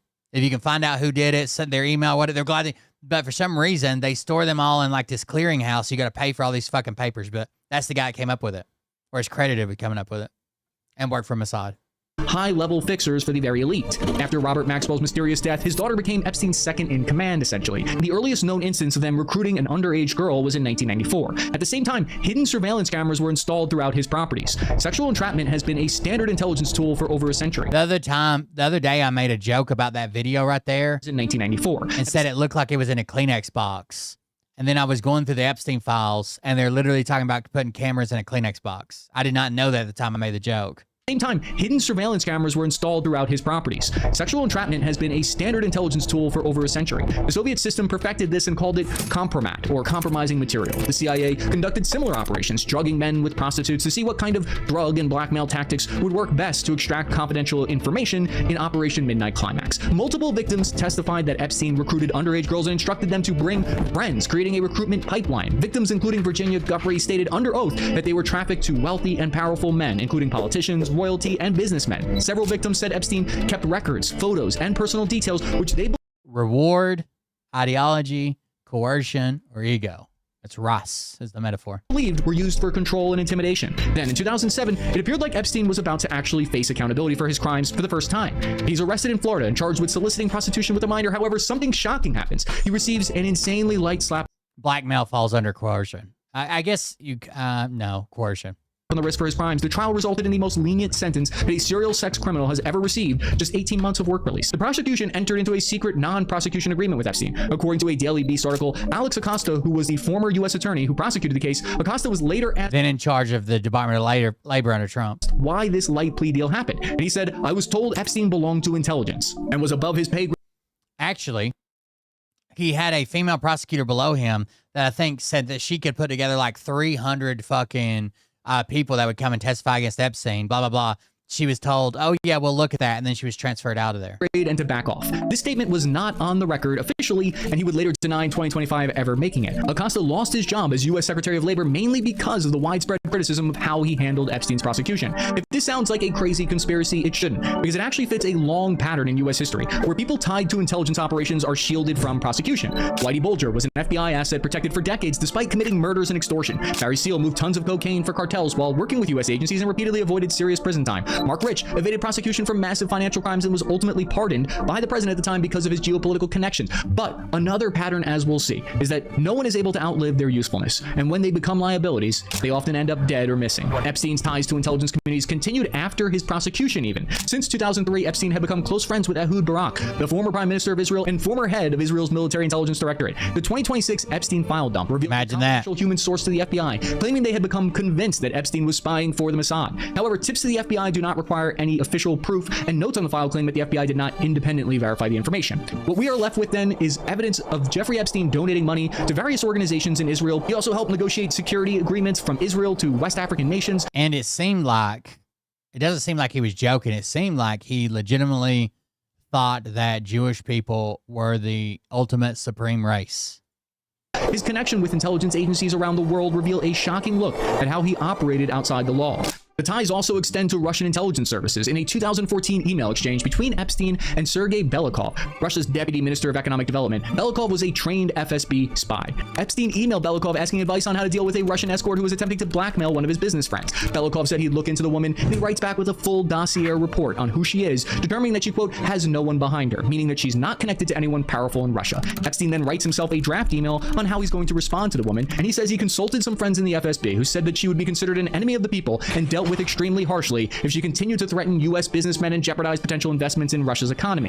Belikov helped Epstein secure visas to visit Russia and told him about his work in the Russian government. After essentially getting away with horrific sex crimes, insane, dude, became emboldened and started doing interviews with the press, claiming that he was influencing foreign a tier 1 sexual predator, the lowest. Affairs in multiple countries, and that he'd made a fortune off arms deals and diamonds. In his last known interview with the New York Times reporter in 2018, he even said flat out that he had dirt on very powerful people. A year later, authorities claim that they found him dead in his prison cell in New York City. Out of the new 2026 Epstein files, we learned that Jeffrey Epstein's lawyers filed Freedom of Information Act requests to the National Security Agency and the CIA, asking for any proof that they might have that Epstein was an intelligence asset. They were searching for anything that they could use as proof to help them in their defense. And this is what the CIA sent in return to Epstein's attorneys. It says, we search for CIA-originated responsive records that might reflect any open or otherwise acknowledged agency affiliation. With respect to responsive records that would reveal a classified connection to the CIA can neither confirm nor deny the existence or non-existence of records responsive to your request. Another attempt in 2014 reached a similar outcome. What the Epstein files ultimately showed us is that there is an entire hidden system that services the demand for illicit weapons and intelligence. It confirmed our worst suspicions that this system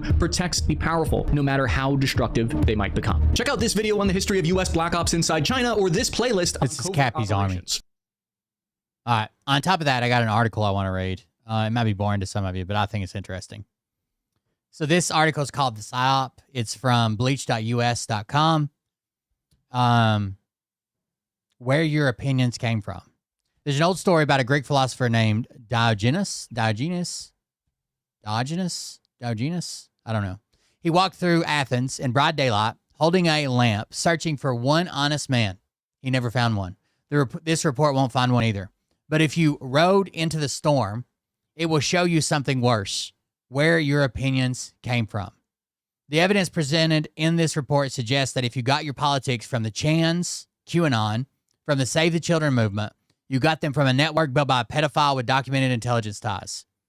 The people who told you to fear child traffickers ran a platform that hosted child pornography.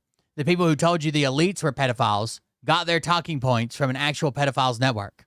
The people who told you to trust the plan were following a plan designed by the very people they claim to oppose. This is not a conspiracy theory. These are court documents, FBI testimony, congressional records, and the words of people involved. The source. In the summer of 1994, a 13-year-old girl in the voice program at Interlochen Arts Camp in Michigan was sitting alone on a bench between classes. Interlochen, a place for talented kids, many of them on scholarship because their families couldn't afford the tuition. She was there to learn. She was there because someone believed in her. Jeffrey Epstein and Ghislaine Maxwell approached her. He was 41 years old. He bragged about being a patron of the arts and giving scholarships to talented young artists like her. He asked for her mother's phone number. She was afraid to say no. Weeks later, he called her home in Florida. Epstein knew the camp well. He attended Interlochen himself as a teenager in 1967. He became a donor from 1990 to 2003, even funding the construction of a cabin on the campus called the Epstein Lodge. 20 years earlier, in 1974, a man named Donald Barr, Attorney General William Barr's father, had hired the college dropout to teach math and physics to high school girls at the elite Dalton School in Manhattan. No degree and no credentials. That 13-year-old girl became his first known victim, a scholarship kid, a poor kid, a kid whose talent got her into a place where a predator was waiting. That's how this story starts, not with billionaires and private islands, but with a child at a summer camp. Interlochen wasn't the only place where the system ate children. If you've never heard of Alon School, read the comic. Then look up what Paris Hilton survived at Provo Canyon. The troubled teen industry is still operating. But Epstein was not just a pedophile. According to the FBI's informant's testimony released in 2026, he was an intelligence asset, meaning he allegedly worked for a spy agency like Israelis, likely Israelis. This claim is supported by significant circumstantial evidence. Ghislaine Maxwell's father, Robert Maxwell, was a confirmed agent for the Mossad, Israel's version of the CIA, who received a state funeral in Israel, attended by 6 serving and former heads of Israeli intelligence. State funeral, right? So like when the fucking president or somebody dies, but in Israel, and 6 heads, current or former heads of the Israeli intelligence agency attended. And when Epstein's sweetheart plea deal was challenged, prosecutor Alex Acosta reportedly told the Trump transition team that Epstein belonged to intelligence and to leave it alone. The intelligence connection has not been officially confirmed by any government, but the pattern of evidence is difficult to explain in any other way. Epstein's operation was simple. Get dirt on powerful people, hold it over their heads, and control what they do. Find rich men with dark appetites, give them access to children, film everything, own them forever. And the children? Always from the same place, the bottom. Poor families, broken homes, kids who needed money, kids whose parents couldn't fight back. The rich don't prey on each other's children. They prey on yours. And it says connection and documented evidence. So Donald Trump, and the evidence is flight logs. He likes them young, quote, at Mar-a-Lago recruitment. Donald Barr hired Epstein at Dalton School despite no degree. William Barr, AG when Epstein died, father hired Epstein. Alan Dershowitz, Epstein's lawyer, Trump's lawyer, Netanyahu's defender. JP Morgan Chase processed $1 billion+ for Epstein, more in issue 4. This wasn't a late life corruption. This is a mission from the start. And while you were working overtime to pay rent, these people were building a machine that turned your poverty into their protection. 2, the delivery system. The ideology had to spread somehow. Enter 8chan, the platform that would birth QAnon, amplify Pizzagate, and radicalize a generation. 8chan was run by Jim and Ron Watkins. It was so notorious for hosting child sex abuse material that Cloudflare terminated their services, calling it a cesspool of hate. The platform told you to save the children, was hosting child pornography. The HBO documentary Q, Into the Storm, presented compelling evidence that Ron Watkins himself was Q, or at least took over the account in 2018. A New York Times linguistic analysis confirmed the writing style matched. Ron Watkins was a theater kid from Washington State with no computer science degree. His expert testimony on election fraud was based on reading a user manual. He ran for Congress in Arizona in 2022 and got 3.8% of the vote. This was not a mastermind. This was a useful idiot. The question is, useful idiot to whom? Notably, from the very first Q drops, Ron was planting seeds, blaming. I don't think Ron Watkins was originally Q. I think Ron Watkins became Q after it moved from 4chan to 8chan. Either way. Notably, from the very first Q drops, Ron was planting seeds, blaming Steve Bannon, a distraction that only makes sense if he was protecting someone. And then there's Maxwell Hill, a Reddit-powered power moderator account that went silent the exact day Ghislaine Maxwell was arrested. FBI evidence files now reference posts from this account.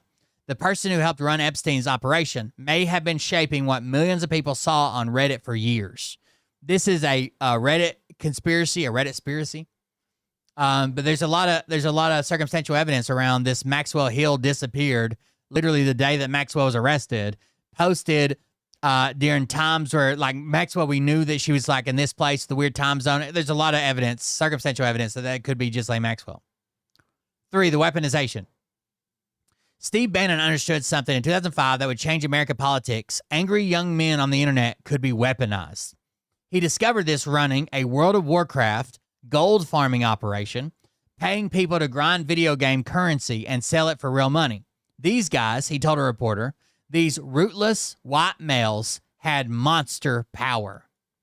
Bannon tested the theory during Gamergate in 2014, a harassment campaign against women in gaming that served as a test run for online radicalization. I've covered Gamergate a bunch of times. It is what it is. Steve Bannon was involved. It worked. The same tactics would power Trump's 2016 campaign. So it says in 2005, Bannon discovers World of Warcraft trolls. He identifies the weapon. 2014, Gamergate happens. That's the test of the weapon. 2016, Pizzagate emerges on /poll. That's the deployment of the weapon. 2017, QAnon begins on 8chan. That's scaling the weapon. And then in 2021, January 6th, the weapon goes physical, right, for the January 6th riots. Pizzagate emerged from 4chan's poll board in October 2016. Weeks before the election, it claimed Democratic elites were running a child trafficking ring out of a pizza restaurant. There was no evidence. A man showed up with a gun anyway. The conspiracy theory was a projection. The people spreading it were connected to an actual pedophile network. The platform hosting it was distributing actual child pornography. QAnon was Pizzagate evolved. a grand unified conspiracy theory that told followers to trust the plan while the plan's architects enriched themselves and evaded justice. By the way, in the emails, Jeffrey Epstein is talking to people at 4chan and convincing them to bring the poll board back before the 2016 election. I think they had it at one time, did away with it. He's convincing them to bring it back. 4, the broader ecosystem. Before you say, what about, yes, and. Russian interference in 2016 was real. The Mueller report documented it. The Senate Intelligence Committee confirmed it. The Internet Research Agency ran a troll farm that reached 126 million Americans on Facebook alone. But here's what matters. The domestic network was a delivery mechanism. Cambridge Analytica, which we've talked about a bunch of times, harvested data from 87 million Facebook users to build psychological profiles for targeted manipulation. They literally used Facebook to figure out who they could sway into voting by telling them that Hillary Clinton was evil, satanic, and ate babies, right? Steve Bannon was on the board. The same Steve Bannon who weaponized the Chans, the same Steve Bannon who ran Trump's campaign. Russia and the IRA, they were the amplification. They boosted existing domestic content. Cambridge Analytica did the targeting, and the Bannon on the board, and Mercer funded it. Facebook was the platform. They knew, and they did nothing about it. 8chan and 4chan was the origin point where the content was created. AI bots were to scale it, and it automated the amplification. The Russian bots didn't create Pizzagate. They amplified it. The troll farms didn't invent QAnon. They boosted it. The AI-generated content didn't originate the ideology. It scaled it up. The source was always domestic. The source was always connected to the same network. Epstein's world, Bannon's operation, the platform that hosted child pornography while preaching about child trafficking. Russia made it louder, but the noise itself, that was all homegrown. And I do believe that Epstein and Bannon were working together for years. I mean, Bannon was the one that was going to rehabilitate him and bring him out as like, hey, I made some mistakes with a hooker that was 17 and a half. I'm not a monster. And bring him back onto the world stage as this fucking philanthropist, basically. The projection. The pattern is always the same. Accuse your enemies of exactly what you're doing. They said, save the children, but they hosted sexual abuse CSAM on 8chan, and they pardoned child sex offenders. They said there's an elite pedophile ring. Their ideology came from Epstein's network. They said release the Epstein files, release victims' news photos, and protected the criminals, the perpetrators. They said law and order, but they pardoned 1,500 January 6 rioters, including cop beaters. They said drain the swamp, but then they pardoned corrupt politicians and hired lobbyists. They said election integrity, then they tried to steal a fucking election. All on tape, all recorded. Trump said 11,000 some votes, find them. Can't be that hard, find them.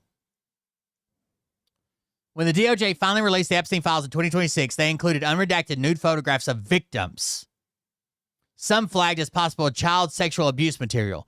Victims' names, faces, social security numbers, and bank accounts were all exposed. A victim advocate called it the single most egregious violation of victim privacy in one day in the United States history, after they were months late because they claimed they were redacting this stuff. They released the victims. They protected the perpetrators. The client list remains sealed. The victim machine. There's one more piece of the psyop that makes the whole thing work. They convinced you that you're the victim.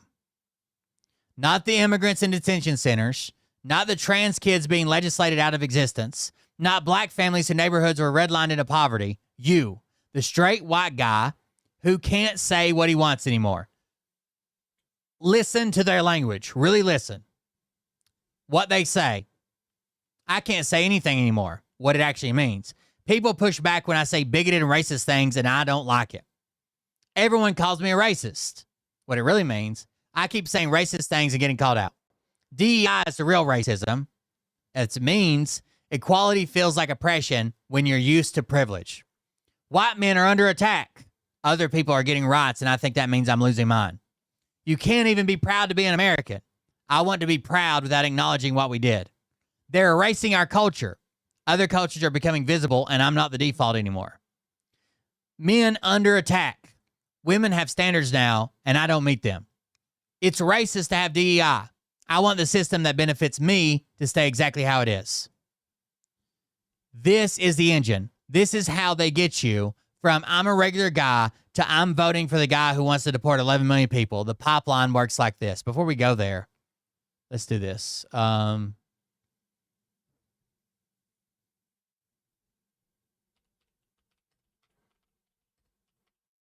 There's a really good comic strip that I've seen a bunch of times that I'm going to try to find. Here it is. I'm going to read this comic strip to you. This encompasses all of this. Check this out. This comic strip.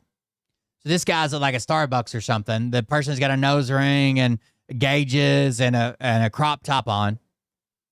And it says, the person at the register says, "Can I interest you in a soy latte?" This veteran or soldier says, "Just coffee black."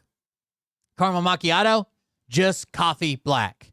Iced peppermint mocha, just coffee black. Frappe, and then the woman behind him says, "For crying out loud, make up your mind and order." When have you ever been anywhere in your life, ever, in the United States where you can't get black coffee? This has never been a thing.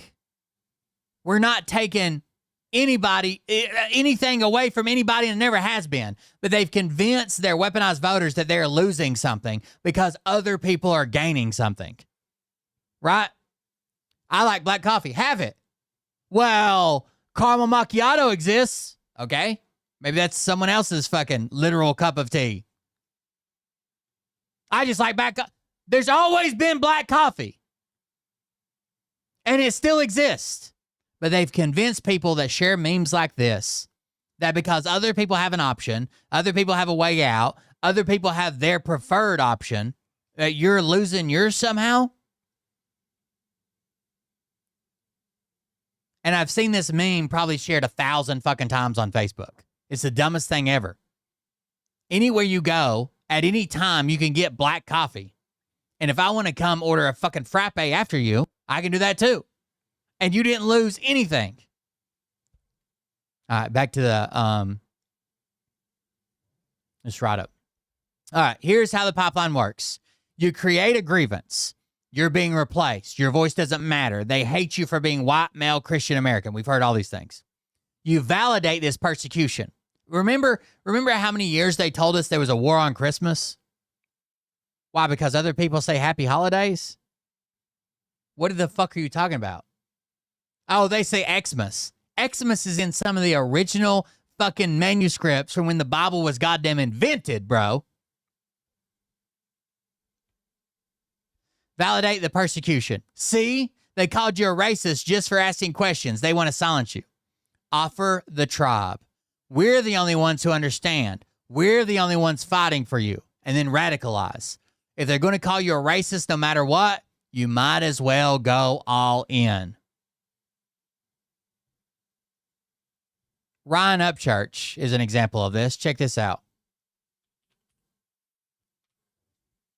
I'm going to show you a video from his stories that he thinks is awesome enough to share.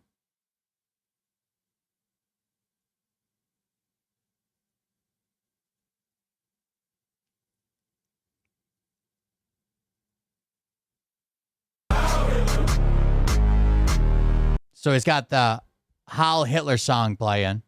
Now, that's not what these kids are doing, right? They're pointing.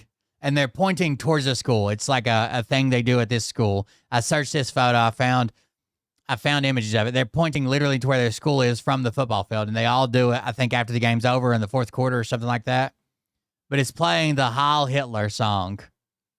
And they're sharing these. You guys know who Gypsy Crusader is, the super racist dude? People who clean up their dog shit. Ursula Haverbeck, she's Trump got into office, white people have gotten comfortable saying a lot of slurs. We never stopped. And it's not just white people. We never stop. They're bringing this. They're just like, oh, they're going to call us racist. We're just going to be racist. Gypsy Crusaders on the next one.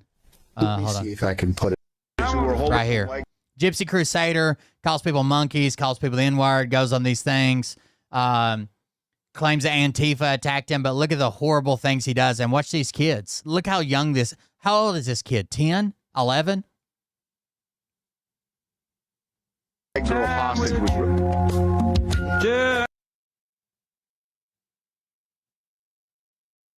All throwing up salutes to each other.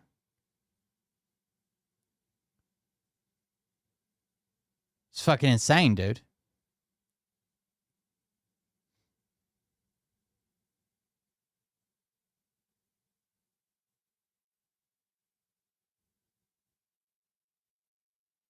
Now it makes sense why certain people are crying on Facebook.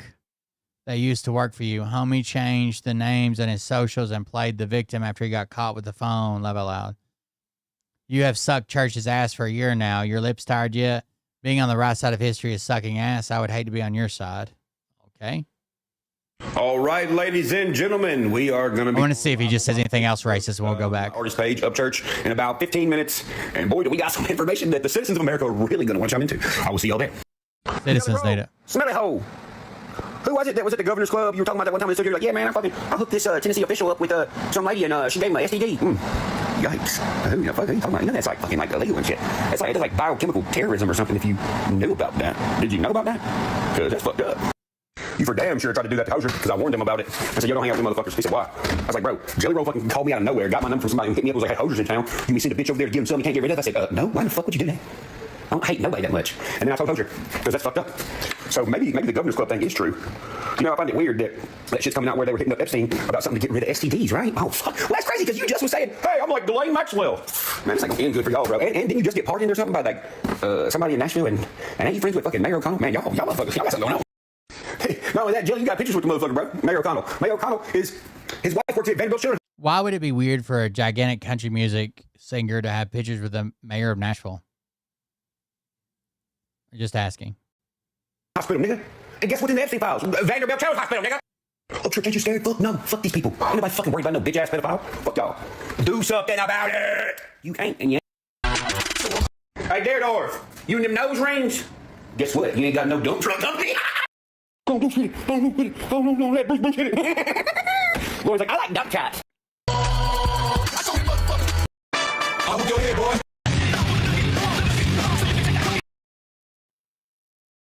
All right, back to the thing. They're definitely openly racist at this point. If you're going to call us racist no matter what, I might as well go all in. It's a recruitment funnel, and it works because there's a kernel of something real in there. Wages are stagnant. Jobs did get shipped overseas. Small towns are dying.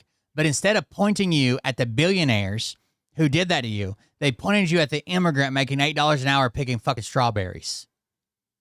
The victim complex isn't a side effect, and you'll never convince these people that they're making themselves victims or letting someone else make them victims, because that is the worst fucking thing you could ever say to them in their life. Like, if you just be like, hey, man, good job playing victim under one of their posts, they will fucking melt down. Full fucking nuclear. Like, lose their fucking mind. I'm not a victim. You're all a victim. I'm not so like, you're so like, just crazy. Is the greatest people to do it to because you can't even tell them about it. It's the emotional hook that makes a middle-class white guy in Ohio feel like he has more in common with a billionaire in a gold tower than with his black neighbor who works at the same plant. And the cruelest part, the people selling you the victimhood are the ones victimizing you. The billionaires who gutted your pensions are the ones telling you immigrants took your job. The politicians who voted against your health care are the ones telling you woke corporations are the problem. You were never the victim. You were the weapon, and they loaded you for free. The receipts. This is not interpretation. These are the documented facts. 8chan hosted child porn while spreading Save the Children propaganda. Ron Watkins was likely Q per NYT, New York Times linguistic analysis. Ghislaine Maxwell's father was Mossad, confirmed state funeral. Epstein was an intelligent asset, FBI informant testimony. Donald Barr hired Epstein at Dalton School in 1974. William Barr was AG when Epstein died in federal custody. JP Morgan processed $1 billion for Epstein. Trump pardoned 33 people with other criminal charges, including child sex offenders. DOJ released victims' nude photos while protecting the client list. The pardon pattern alone tells a story. William Barr's father hired Epstein. William Barr oversaw the Iran-Contra pardons that let criminals walk. William Barr was Attorney General when Epstein died. The same playbook across generations. And while you were chasing imaginary pedophiles in pizza basements, the real ones were rewriting tax law, gutting the unions, turning healthcare into a profit center, and making sure you never afford a house again. This is why you're poor. This is why you're exhausted. This is why you're angry. They gave you someone to hate. Immigrants, trans people, woke corporations, so you wouldn't notice who was actually picking your pockets. The conspiracy theories weren't just a distraction. They were cover for theft. If you get your politics from the Chans, you got them from this net or Facebook at this point. You got them from this network. And that network made you poor. It's a pretty good write-up, I thought. I don't know who wrote it. I don't know who to give credit to, but it's pretty good. Fucking insane, dude.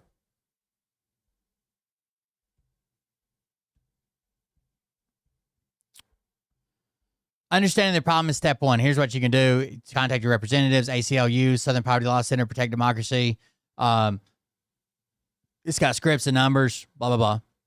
The people who told you to filter pedophiles got their ideology from Pedophiles Network. The platform that spread Save the Children hosted child pornography. The movement that promised to expose the elites was created by the elites. It's not a conspiracy theory. It's documented in court records, FBI testimony, corporate settlements, and the words of the participants themselves. Every claim in this report is sourced. The patterns speak for themselves. The guy, I can't pronounce his name, never found an honest man, neither will you. Not in this movement, not in this network, not in this administration. The call was always coming from inside the house. And it's got all the references at the bottom. Bleach.us.com if you want this this link. I thought it was a pretty well put together article. Worth reading to you guys. There you go. I'll actually share it in Discord if anybody's interested.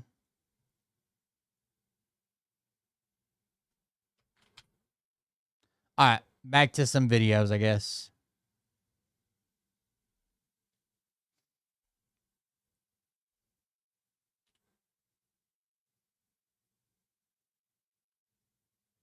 Names, last names, area codes, okay.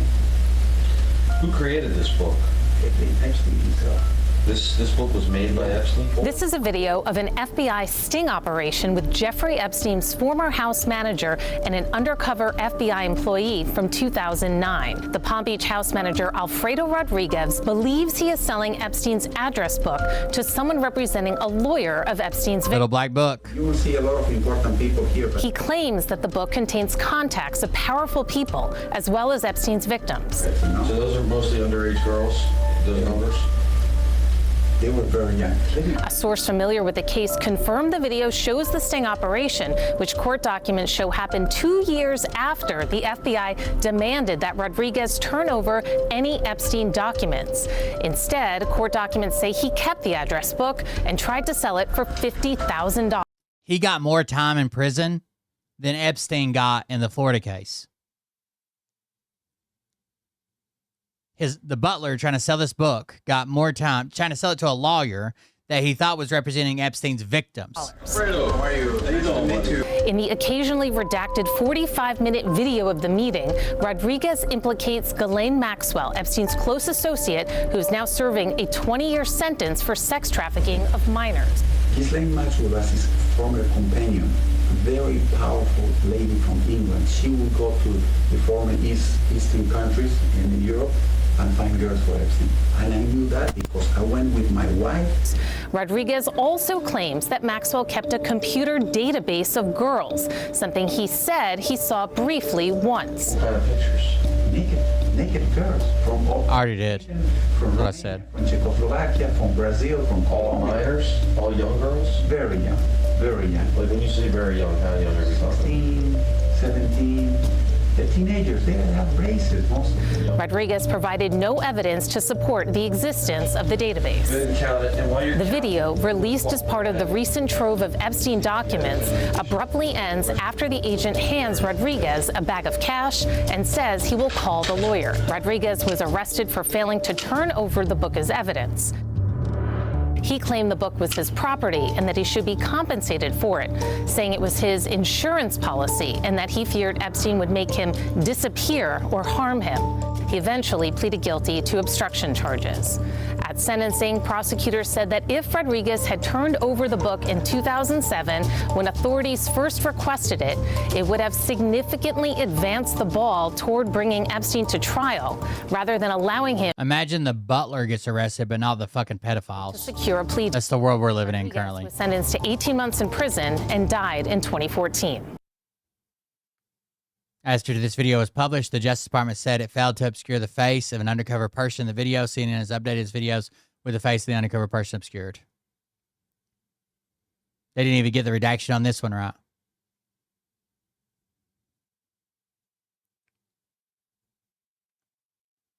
Insane, dude. After the Justice Department made millions of unredacted records, unredacted about convicted sex offender Jeffrey Epstein available for certain members of Congress to view today. Here's what Representatives Thomas Massey and Ro Khanna said they saw just moments ago. Take a listen. I think we've already seen this clip, I think. The names of at least 6 men that have been redacted that are likely incriminated by their inclusion in these files. Our bigger concern is that there's still a lot that's redacted, even in what we're seeing. Here now joining us, Democratic Congressman Jared Moskowitz of Florida. He serves on the House Judiciary Committee. This guy's fucking hilarious, by the way. You got to look at some of these files today. Now, the Epstein Files Transparency Act only allowed the Justice Department to withhold the personal information of the victims, the survivors, and material that would jeopardize active federal investigations. Did the redactions that you saw comply with the law? And tell us what you saw that concerned you. Well, thanks, Jake. Thanks for having me. First, let me say, obviously, we're all hoping for Savannah's mom's speedy return to her family. So first of all, you go into the Department of Justice today, you go to the 10th floor of a building. There's nobody who works on that floor. You go into a room with 4 computers. The system that they set up for us to view these documents has a 24-page handbook on how to use it. There's 2.7 million documents that you have to go through. There's no way to go through them unless you know what you're looking for by batch number, try to match up the redacted document and look for it in an unredacted capacity. But first, let me say that today I saw a worldwide sex trafficking ring with people in other countries sourcing young children for Jeffrey Epstein, co-conspirators' names, men and women.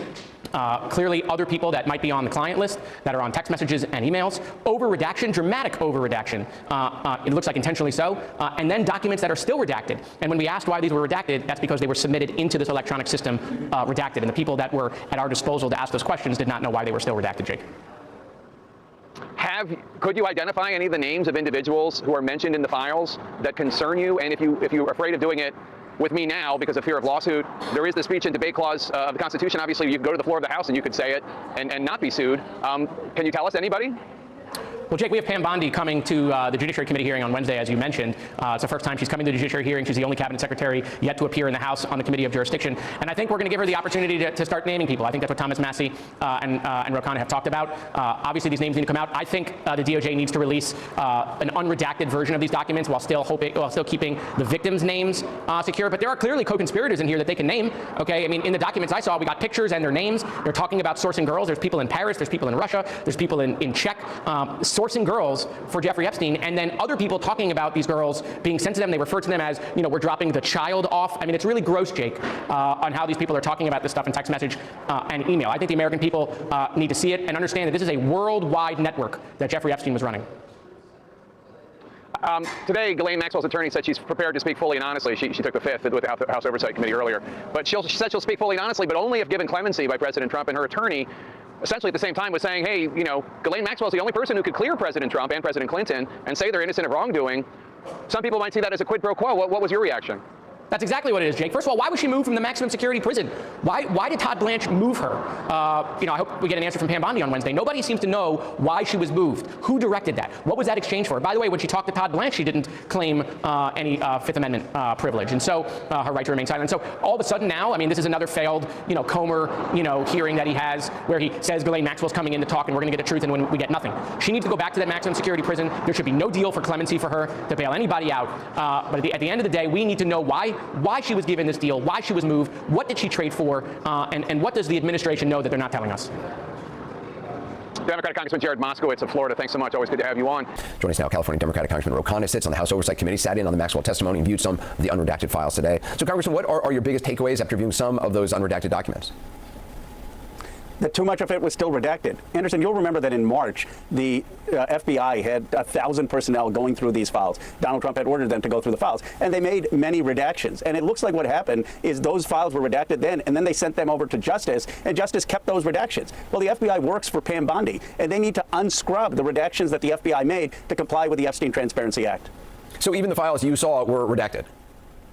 I'd say 70 to 80% of them were redacted. The main 302 statements where survivors talked about who raped them, all of that was still redacted. Now, we did find information about some excessive redactions where there were 6 men in the 2 hours we reviewed who should not have been redacted, and I do hope the Justice Department makes that public. Some of the most sensational emails, frankly, some of the redactions may have been legitimate because some of them were from women, some of them may have been survivors. But the broader theme is that a lot of this was redacted back in March before we passed the law, and the law requires an unscrubbing of those files so we know who the powerful men were who visited the island and raped these girls, and that was never done.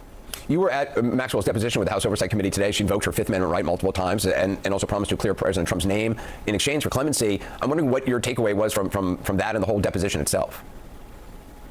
I was outraged. I mean, she spent hours talking to Deputy Attorney General Blanche and answering his questions. Yet when it came to the Oversight Committee, whether there were Republican or Democratic questions, she took the blanket Fifth Amendment, even when we were asking her nothing about incriminating herself, just asking her who else came to the island. Fifth Amendment across the board. Trafficked in girls. And then she says, well, I do have this information. I know this information, but I'm only going to share it if you give me clemency and don't have any prosecution. That's not how things work. She should be sent back to the maximum security prison. We played that clip where you and Congressman Massey said there are at least 6 men whose names have been redacted who should be incriminated by their inclusion in the files. Can you elaborate more on that? I mean, is it clear, was that part of the group that was redacted in the first place? No, that is not part of the group. It doesn't look like that was part of the group that was redacted in the first place. There are certain documents that say there are 10 co-conspirators, 15 co-conspirators. In that document, some of them were women. Now, I don't know if those women were survivors or not survivors, but we give the benefit of the doubt to Justice. Maybe those were survivors who also happened to be co-conspirators, and they appropriately redacted them. But there are 6 men in those documents, some of them foreign-born, a couple of them in the United States, with their pictures, and there's absolutely no explanation for why they were redacted. Now, we just discovered 6 men in a 2-hour review. My guess is there are more of those people, and we are going to petition the Justice Department to release that. That could have been incompetence and a cover-up. The broader cover-up. Well, so they can't release them, obviously. The Justice Department has to. And even some of their files that they saw were still redacted. They came pre-redacted. When they asked the Justice Department, what are some of these redactions that we can't see behind? They're like, oh, that's just the way they were sent to us. Though, that I'm concerned about is the scrubbing that took place in March in the FBI files, where all of this redacted information was then sent to the Justice Department. I think U.S. attorneys looked at it in good faith, but they were looking at documents that were already redacted. So when I said to the Justice Department, it was very nice. They were looking at shit that was already redacted. Helping me search through the documents. I said, why are these redacted? He said, well, sir, we got them this way. So we just are putting them up in the form we got them. And that is the big issue that needs to be addressed. Congressman Ro Khanna, as always, I appreciate your time. Thank you. You guys want to see how wrong Elder Millennial can be? Anybody interested in that? Oh, let's watch this first. I like this guy. Sir Jesse Jackson died. You know, as far as blacks go, he was all right. High praise coming from you. I did more for him and for black people than Barack Hussein Obama ever did. Starting to think you have Trump derangement syndrome. Can't believe international relations are in your tiny hands. Europe just has to do everything we say. We truly hate you. Don't give up on America. Trump will be gone soon. Will he? Will he though? Yes, he's a lame duck president. Donald Lame Duck? Yeah, he's Donald Lame Duck. Yes. How has that not taken off? And I'm also negotiating the deal with Iran. What is it good for? Here's someone who doesn't do delicate. Is it time to bomb Iran yet? Not yet. I want diplomacy. Remember, if we assure that we want the means. Okay, Pete, have at it. Woo, we're going in, boys. Let the dogs out! Why are you here? There's a DHS shutdown because the Democrats have outrageous demands. Like ICE agents shouldn't cover their murderous faces. Yeah, like that. No, I thought I smelled you. There's a 2-month-old in ICE detainment. How does that make you so... The youngest person in ICE detention is now 2 months old. Happy. Detain them, the younger, the better. You sound like the Epstein files. Which I'm totally exonerated from. Don't use words you don't understand. And Epstein wasn't even a pedophile. You guys will say anything. Whoever has Nancy Guthrie should face the death penalty. The FBI will find her. You're the one looking for her? That's right. Well, no wonder why she hasn't been found. Sir Jesse Jackson died. You know, as far as blacks go... Damn. All right. Let's check out the Older Millennial.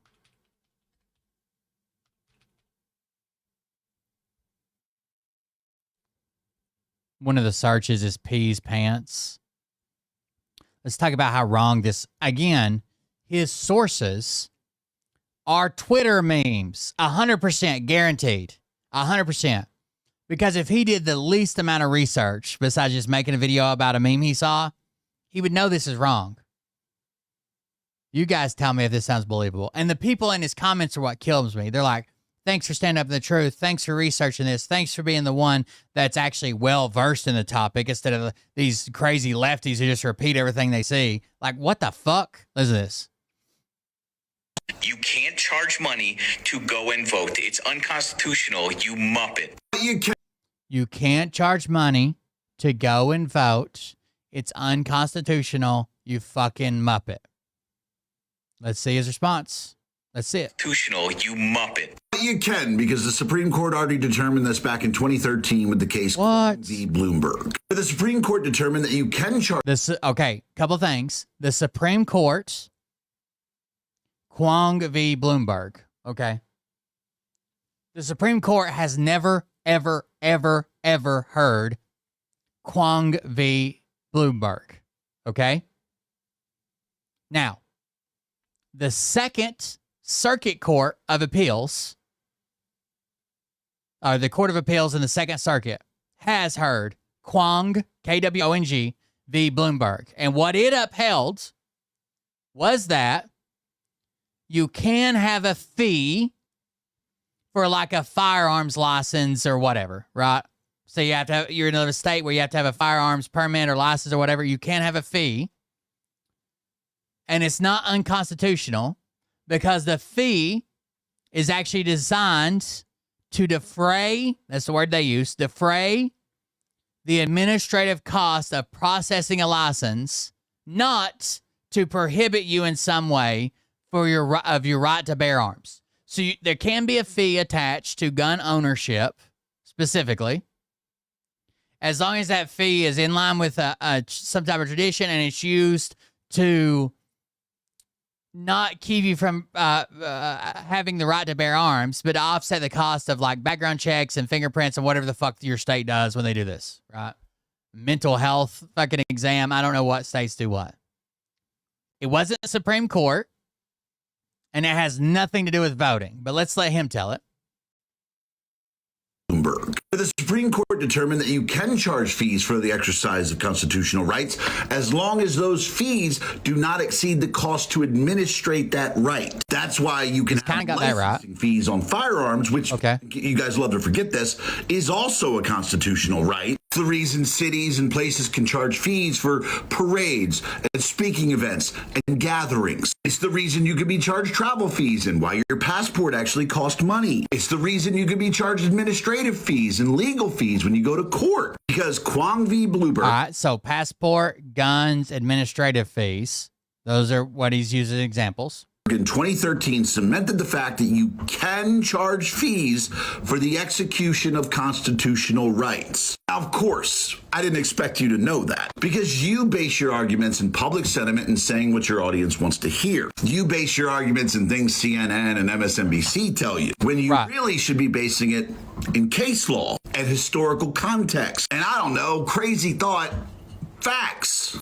You can't. All right, so there are certain fees that can be charged. Reasonable fees is what most people would call them, like a reasonable fees to do this, to get this, to whatever, right? If only there was a specific amendment to the Constitution that addressed one of these topics. Maybe it addresses gun fees. Maybe it addresses, passport fees. Maybe it addresses court fees, right? Maybe it addresses administrative fees. Or maybe it addresses fees associated with voting. It's literally the 24th Amendment. Any research, I think he knows he's lying most of the time, but he doesn't care because it gets views. Any research. It says the ratification of the 24th Amendment in 1964 marked the culmination of an endeavor begun by Congress in 1939 to eliminate the poll tax as qualification for voting in federal elections. Property qualifications extend back to the colonial days, but the poll tax itself is a qualification that was instituted in 11 states of the South following the end of Reconstruction. Although at the time of the ratification of this amendment, only 5 states retained it. Congress viewed the qualification as an obstacle to the proper exercise of a citizen's franchise and expected its removal to provide a more direct approach to participation by more of the people in the government. Congress similarly thought that a constitutional amendment was necessary because the qualification had previously survived constitutional challenges on several grounds. 24th Amendment, Section 1. The right of citizens of the United States to vote in any primary or other election for president or vice president, for electors for president or vice president, for senator or representative in Congress shall not be denied or abridged by the United States or any state by reason of failure to pay any poll tax or other tax. So imagine if the Second Amendment had another amendment tied to it that said you cannot charge any fee whatsoever for citizens to exercise their right to bear arms.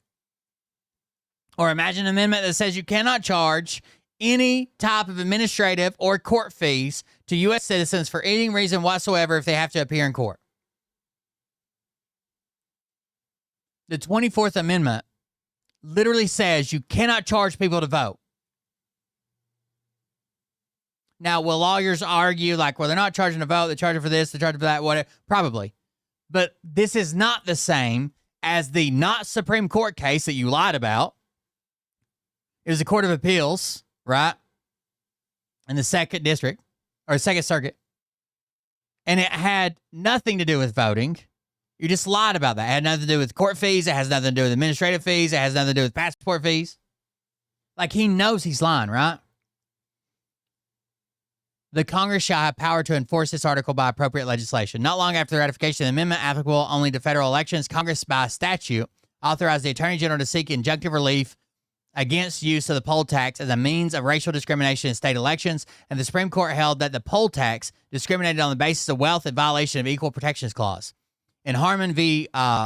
Forsythius, the court struck down a Virginia statute that eliminated the poll tax as an absolute qualification for voting in federal elections and gave federal voters a choice of either paying the tax or filing a certificate of residence 6 months before the election.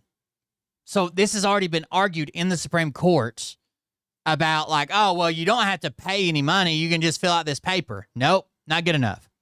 Viewing the latter requirement as imposing upon voters in federal elections and onerous requirement that was not imposed on those who continue to pay the tax. The court unanimously held the law to conflict with the new amendment by penalizing those who chose to exercise a right guaranteed them by the 24th Amendment.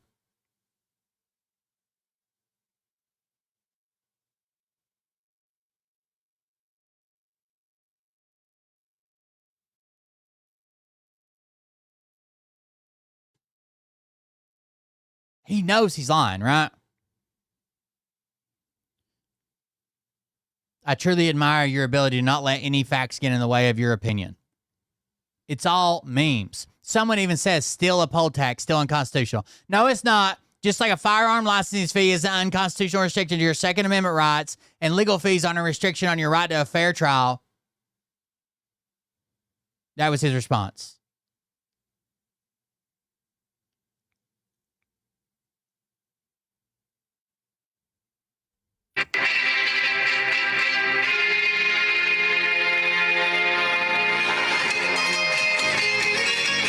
There weren't even Cowboy culture originated in Mexico. There weren't even horses here before the Europeans showed up. Like, y'all understand that little tidbit of history, right? I can tell you who doesn't.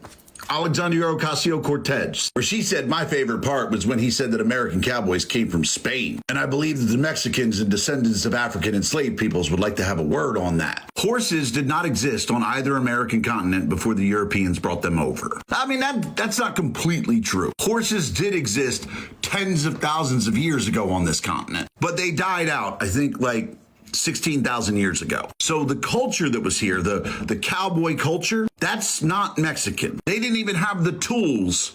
Yes, it is. 100% it is.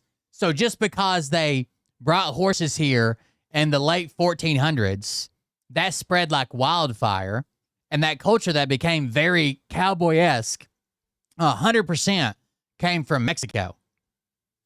To have cowboy culture, because what's a cowboy just running around without a horse? Like that whole culture, that's not a Mexican thing. It's not a Hispanic thing, because they didn't even have fucking horses before the Europeans showed up. So the horses came here in the late 1400s, but we're talking about cowboy culture from like the late 1800s, right? So over 400 years it was developed. 100% it come from Mexico. So I rarely stitch a video twice, but he said so much stupid shit in this one video that I had to make another one.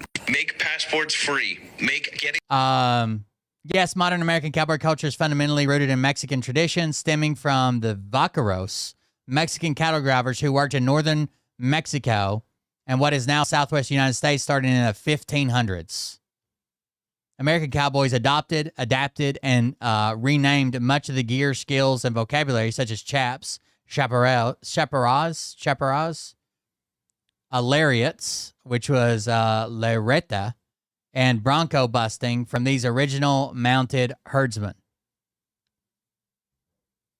identification free in America, and our side's going to have a really difficult time arguing against this very point. All right, let me tell you exactly how that would play out. Video twice, but he said so much stupid shit in this one video that I had to make another one. Make passports free. Make getting identification free in America, and our side's going to have a really difficult time arguing against this very point. All right, let me tell you exactly how that would play out. Let's say the government came out and said getting an ID free. Here's the first argument they would make. Well, we need the supporting documentation to be able to get that ID, so that's still a poll tax, so you got to make that free too. And then you'd have lawsuits from local state governments who would be complaining that they can't meet their budget. And then let's just say we got past all that. Then the complaint would be, how are people supposed to get to the facility to get their ID? What, are you going to restrict voting to only people that own cars and force these lower income people to have to pay to take public transportation to get there? And then let's say they gave out vouchers that either provided you free gas or got you free public transportation when you were going to get your ID. The next argument would be, well, government facilities, they're only open during the workday, and Americans are struggling so much economically, you can't expect them to take off work. You can't expect them to lose money. I mean, that's basically a poll tax. But guys, look, the arguments would be endless. The excuses would be endless, because this isn't about constitutionality. That was already determined in Kwong v. Bloomberg. This is about Democrats finding a reason to not have to show ID to vote. And that's because they know that if you have to show ID to register, and you have to show ID to vote, and you have to prove your citizenship, the Democrats will never win again. So I rarely stitch a video twice, but he said so much stupid shit in this one video that I had to make another.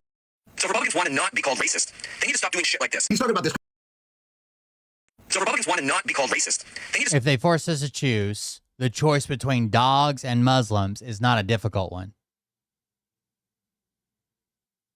doing shit like this. He's talking about this quote from Congressman Randy Fine, where he said, if they force us to choose, the choice between dogs and Muslims is not a difficult one. Except now I'm going to show you that thing that liberals hate for you to see. Context. They're a leader of a... But how many people wouldn't have seen, like, this is a super racist statement, and then he had to come back and add context because people took it as racist. Like, it's still racist. Major Muslim mainstream group in New York City said, finally, New York City is coming to Islam. Dogs definitely have a place in society, just not as indoor pets. Like we've said all along, they are unclean. How many of you support this comment from Randy now? See, that's the wonderful thing that context does, because you're going to see this comment everywhere. This is going to be used as an example of the racism. The fact that you have to add context means that everybody saw this shit as racist. And you're like, whoa, let me add some context here. And the hatred coming from the Republican Party about how we're just intolerant and we hate. Hey, have you been watching the Americans dominating in God, I hate this guy so much. Olympics? This is just your reminder that that's not going to last, that whole era of dominance from the United States is coming to an end, because with the introduction of private equity into colleges, they have started cutting all of the clubs and all of the non-profit producing programs, and Olympic training doesn't make any money, and all of our Olympic athletes come from those colleges. So if you enjoy watching America dominate, maybe you should talk to your congressman about stopping private equity from investing in colleges, or don't. Just sit back and watch other countries win in the Olympics and then they get to talk shit. Yeah, I'm sure that'll be a lot of fun. Hey, have you been watching the Americans dominating in the Winter Olympics?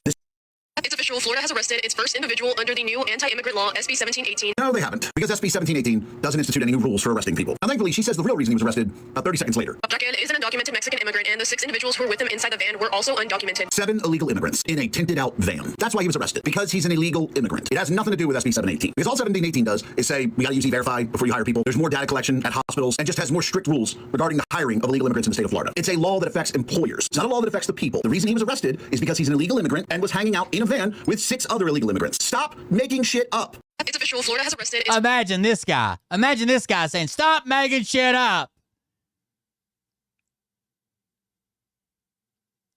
The king of making shit up. What the fuck, dude? He has to know, right?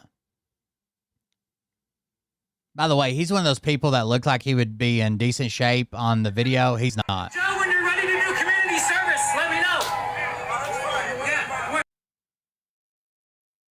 When you're ready to do community service, let me know. I do it all the time.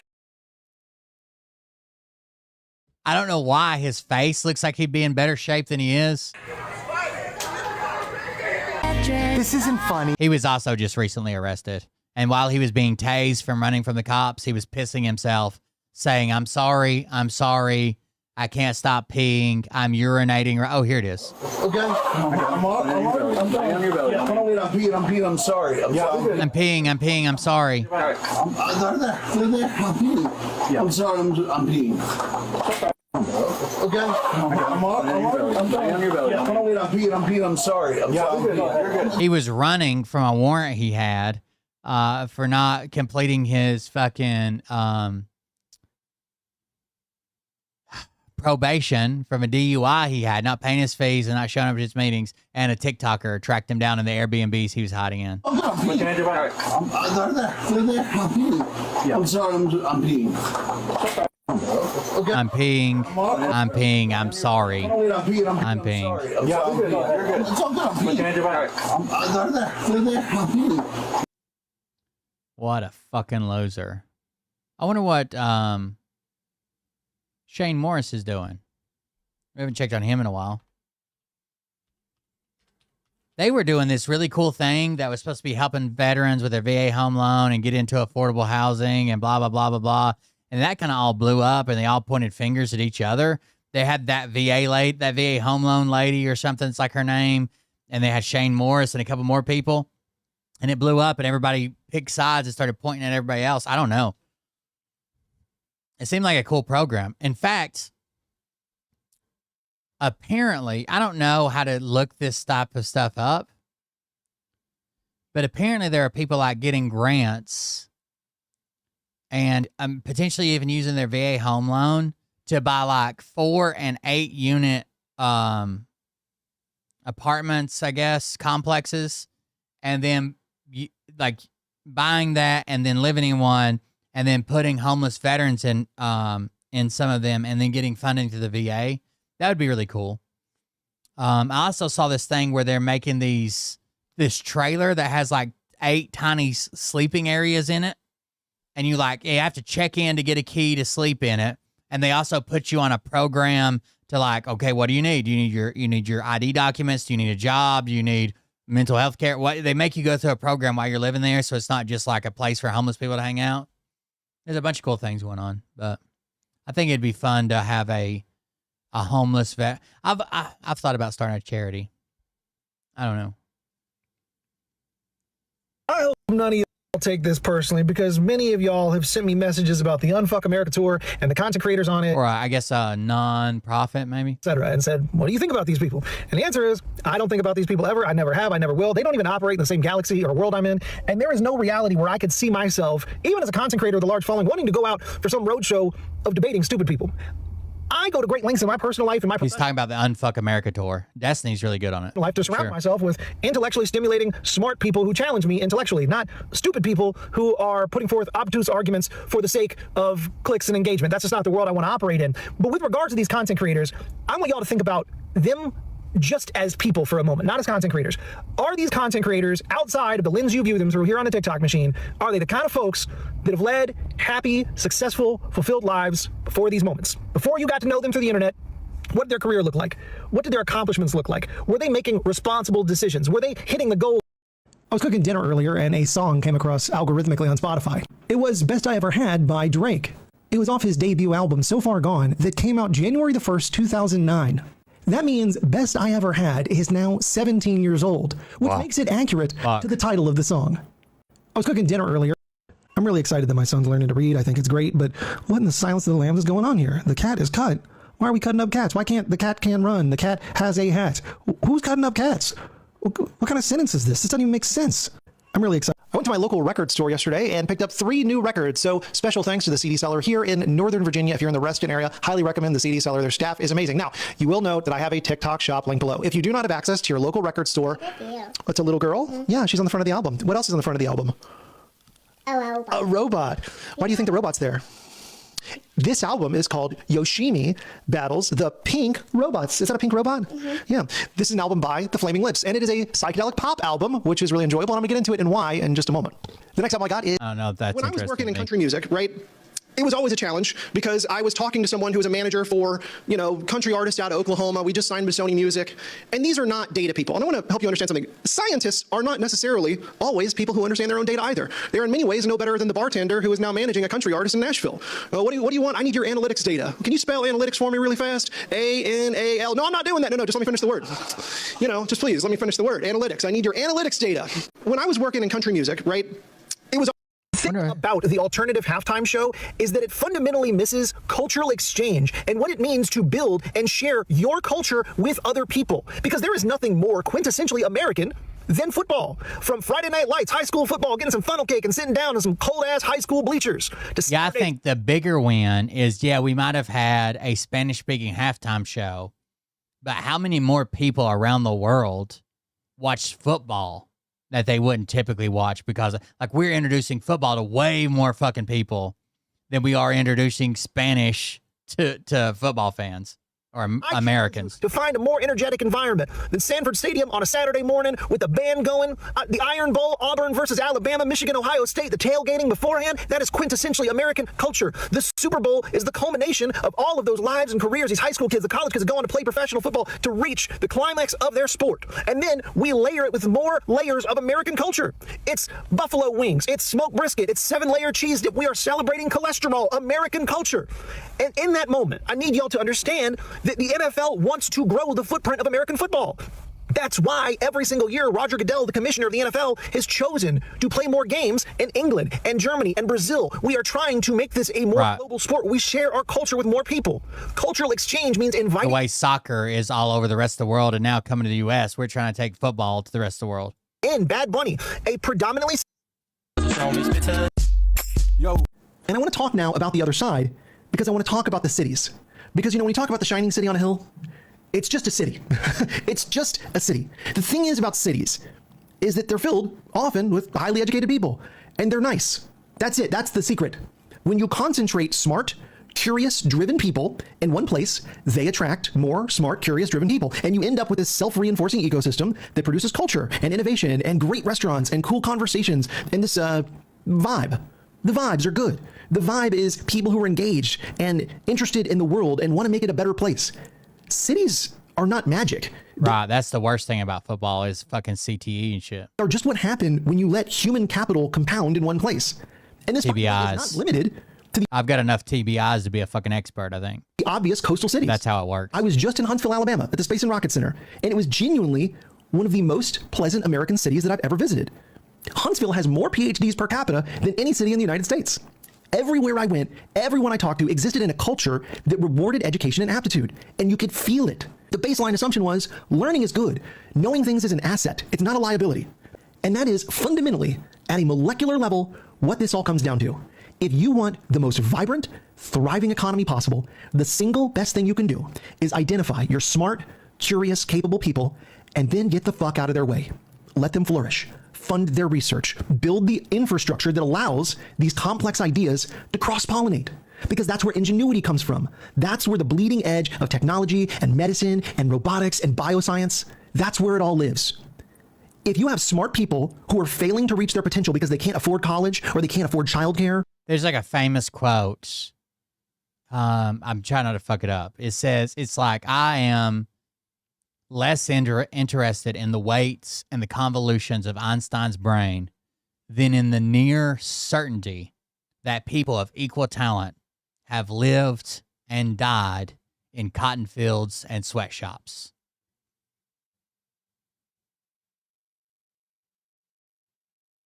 Starting in the late 90s and accelerating through the 2000s and 2010s, Americans became hyper aware of each other in a way that was unprecedented in human history. Not just aware of each other's existence, but aware of each other's lives, their houses, their cars, their vacations, their careers, their opinions. And I think, and this is difficult for me to say without sounding like an asshole, but I've kind of accepted there's probably not a way to avoid it. I think this created a culture of resentment in places that had previously been insulated from comparison. When you're a good person, a hard worker, a decent parent, a reliable neighbor, and you suddenly become aware in real time and in high definition on the internet that there are people out there that are living lives that are materially, intellectually, and culturally richer than yours, and that they got there through education and curiosity and ambition and the willingness to move to where those opportunities are. That can be a very difficult thing to sit with, especially if you didn't do those things. Not because you're bad, but because you didn't know, or couldn't, or wouldn't. And so instead of curiosity, you get contempt. Instead of aspiration, you get accusation. California's terrible. Why would anyone live in Boston? It's so expensive.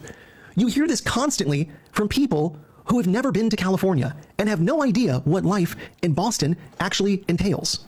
Because what they're really saying is, I need your life to be worse than it looks. Because if it's as good as it actually appears, then I have to confront some things about my own choices that I'd rather not confront. That's the therapy moment. When part of America has to look at itself and its choices and realize that it's not the other person's fault, it's their insecurity that's doing this. When you look at somebody else and say their life is better and my life is worse, and you can't look at your own decisions and be honest, that leads to contempt. And contempt is something that can never be healthy in any relationship. Starting in the late 90s and accelerating through the 2000s and 2010s, Americans became hyper aware of each other in a way that was unprecedented in human history. That is interesting. And I want to be careful how I approach this, because pretty cool. The easy version of this argument is the one that you've heard 1,000 times. It fits on a bumper sticker. It's red versus blue. It's urban versus rural, educated versus not. That's the bumper sticker. But the reality is messier and honestly bleak and sad. So I want to do this properly in an intellectually rigorous way. In order to break this problem down, I want to start with the two populations that I'm seeing here. It's a pretty broad brush, but I think it's a fair brush. And I'm going to start with my own population because I think intellectual honesty requires that you name yourself before naming other people. I don't agree with him 100% of the time, but he's a cool guy with a lot of good takes. To be what I charitably call a Lexus Democrat. And this is not because I drive a Lexus. I don't. I drive a BMW, which is a totally different discussion. And yes, I understand what that says about me. This term is meant to describe a particular species of American progressive. These are usually millennial or younger Gen Xers, some with higher education, usually middle to higher income, though not always. And there are plenty of Lexus Democrats, by the way, who are just school teachers or registered nurses, people who make a comfortable living, and despite making good choices, they still understand they have enough awareness of the wider world around them that there are structural problems with how this country operates that no amount of their personal responsibility can fix. The defining characteristic of a Lexus Democrat is not wealth or education. It's curiosity. It's the reading habit. My dad used to tell me, and this is one of those pieces of paternal wisdom that just kind of like lodged in my brain, and it's the kind of thing I'm going to pass down to my kids, but you can learn a lot about a person by looking at the bookshelves in their house. If I look at the bookshelf behind me right now, I'll see books about physics, U.S. history, building design and architecture, biographies of great leaders. And I don't say that to brag. I say it because I'm the kind of person who fills a shelf with that range of material because I have, by virtue of my own curiosity, arrived at a very specific conclusion about who America can be. I know, because I've read books, that we have the capacity to do better, and we're choosing not to. And there are a lot of people like me out there, people who are readers, worldly. We've got friends in Germany or South Korea, maybe your college roommate or professional connections from another country. Maybe you just met on the internet because we all operate on the same internet now, and that's the key to how we build connections these days. And it really is the key to everything I'm about to say. The Lexus Democrats know, not believe, but they know that universal single-payer healthcare exists in functional, prosperous, free market economies. A Lexus Democrat knows that countries like Denmark and Norway and Germany offer paid family leave and subsidized childcare and housing markets that don't require you to sell a kidney to afford a two-bedroom house. And they know these things because they've read about them or talked to people who've lived in those systems or, just fucking Googled it. And yes, there are trade-offs. Automotive ownership looks different in Seoul than it does in Atlanta. Housing differences, sure. Housing density, public transportation, work culture. Nobody's Martin. Yeah, old school Martin. What we're saying is that they figured out something we haven't, which is that the baseline experience of just being alive, having kids, getting sick, educating yourself, maybe starting a small business, it doesn't have to be a high wire act performed without a net over a pit of sharp student loan debt and medical debt and nonsense. The Nordic countries consistently rank at the top of all quality of life rankings. And the reason isn't complicated, by the way. They've just taken the stress out of the baseline of life. They understood collectively that a society where people aren't terrified of going to a doctor is a society where... Or getting in an accident or getting an illness or kids going to college or anything. You're scared to death all the fucking time. There are people that are fucking curb a tire and mess up their goddamn rim and they'll be homeless in a few weeks. You know what I mean? That's like they don't have a safety net. People take more risks and they start more businesses and they have more children and they generally contribute to the economy more. It's not a socialist fever dream. It is good actuarial risk math. If you take the risk out of health, then people can take risks other places. It's good for your economy. And I want to be careful with how All right. I like Shane Morris. He's got some pretty good takes. ShaneMorris.sucks, I think is his account. Yeah, ShaneMorris.sucks. If you want to check that out. All right, guys. I think that's it for me tonight. Thanks for joining us. Thanks for hanging out with us. Yeah, if you want to support the show and make Bort mad, you can do that at justquicktools/mylinks. I'll drop this link here. I did drop the link to the paper I read earlier in Discord. If that's your thing, join our Discord. Thank you all for joining us. Thank you for being here. I appreciate it. We'll see you about in the next one. Have a good night. Love you. See you. Bye.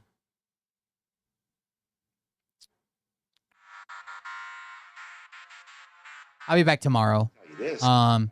Hopefully closer to 9 instead of like 10, 10:30. Don't have the fork and balls to call See you, Bort.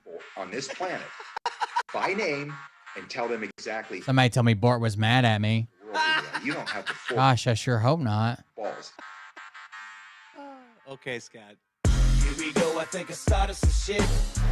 Listen off, it's about to get lit. Get the place in the bets, you know that stage is set. You better buckle up, cause you ain't seen none yet. Here we go, I think I started some shit. Listen off, it's about to get lit. Get the place in the bets, you know that stage is set. You better buckle up, cause you ain't seen none yet. And they say that I'm a lunatic. Well, listen, bitch, I came equipped with a quick wit and a 6th sense for the stupid shit. Where my true believer? Y'all need Jesus. Praise the Lord, head to the extreme. All these false fucking prophets who profit off of gossip. Worshiping drums, cocking, begging for a throat deposit. Swinging fucking meat hammers like four and a... Get a job, Bort. Shaft eating this chest. I need to highlight that, actually. For attention, I'ma make your gut burst. I'll be your huckleberry, I can quench that thirst. Baby eating lizard people, alien sex. What's next? Trump in a dress, fucking Flynn on his desk. A retard in a vest, climbing up 5G towers. I'd like to start a nonprofit that helps, I guess, veterans struggling with housing. That'd be cool. Get the place in the bets, you know that stage is set. You better buckle up, cause you ain't seen none yet. Like, I like the ideal story of somebody just working their ass off and still struggling and not making it. I don't know that I would do really good with, like, fucking people that are, like, in addiction and shit like that. That's just not my thing. I don't have the patience. Clues too when I was high on shrooms. I found myself a tunnel that led to Jason Q's bedroom. Open his closet, I found some of his meat rockets. I strapped them to my shoes and then I flew through the roof. I found myself in orbit strapped to an F-16. High on amphetamine with Trump in between. Put on a light coat of baby oil and saluted the troops. He tapped me on the shoulder and said, "This is gonna be it." Whoa, wait. Stop. What? I'll get my files. Wait, what are you doing? Stop. Hold on. Fucking stop. Dude, come on. Seriously. This is my mom's an alcoholic. Give me a... Oh, my God. Damn it. Here we go. I think I started some shit. Listen off. It's about to get lit. How does that feel, Bort? You know that stage is set. You better buckle up, cause you ain't seen none yet. Here we go. I think I started some shit. Listen off. It's about to get lit. Get the place in the bets. You know that stage is set. You better buckle up, cause you ain't seen none yet. Round 3. Down goes Nino. Please say it isn't so. Got him backed up on the ropes, trying to ram it down his throat. Now things are getting rocking. He was doing so well. It's all over. Hands on his shoulders. They ringing his bell. You got Frog News Network doing no damn research. They rework and copy on cocks that came first. 9th inning, second string, and they acting like they know hitters. Assholes throwing bullshit shit and runs to the shitter. All this nonsense on my conscience. It's hard to sleep at night. Who the fuck is in my window with this time of the night? These parasites, these leeches, with all their secret meetings, teaching all you fucking cretins about baby-eating heathens. Believing in reason with no meaning is bullshit. Will Bird motherfuckers out here busting the grifts. Here we go, I think I started some shit. Listen off, it's about to get lit. Get the place in the bets, you know that's... Good job, Marianne. Glad you made it. Cause you ain't seen none yet. Here we go, I think I started some shit. Piss them off, it's about to get lit. Get the place in the bets, you know that stage is set. You better buckle up.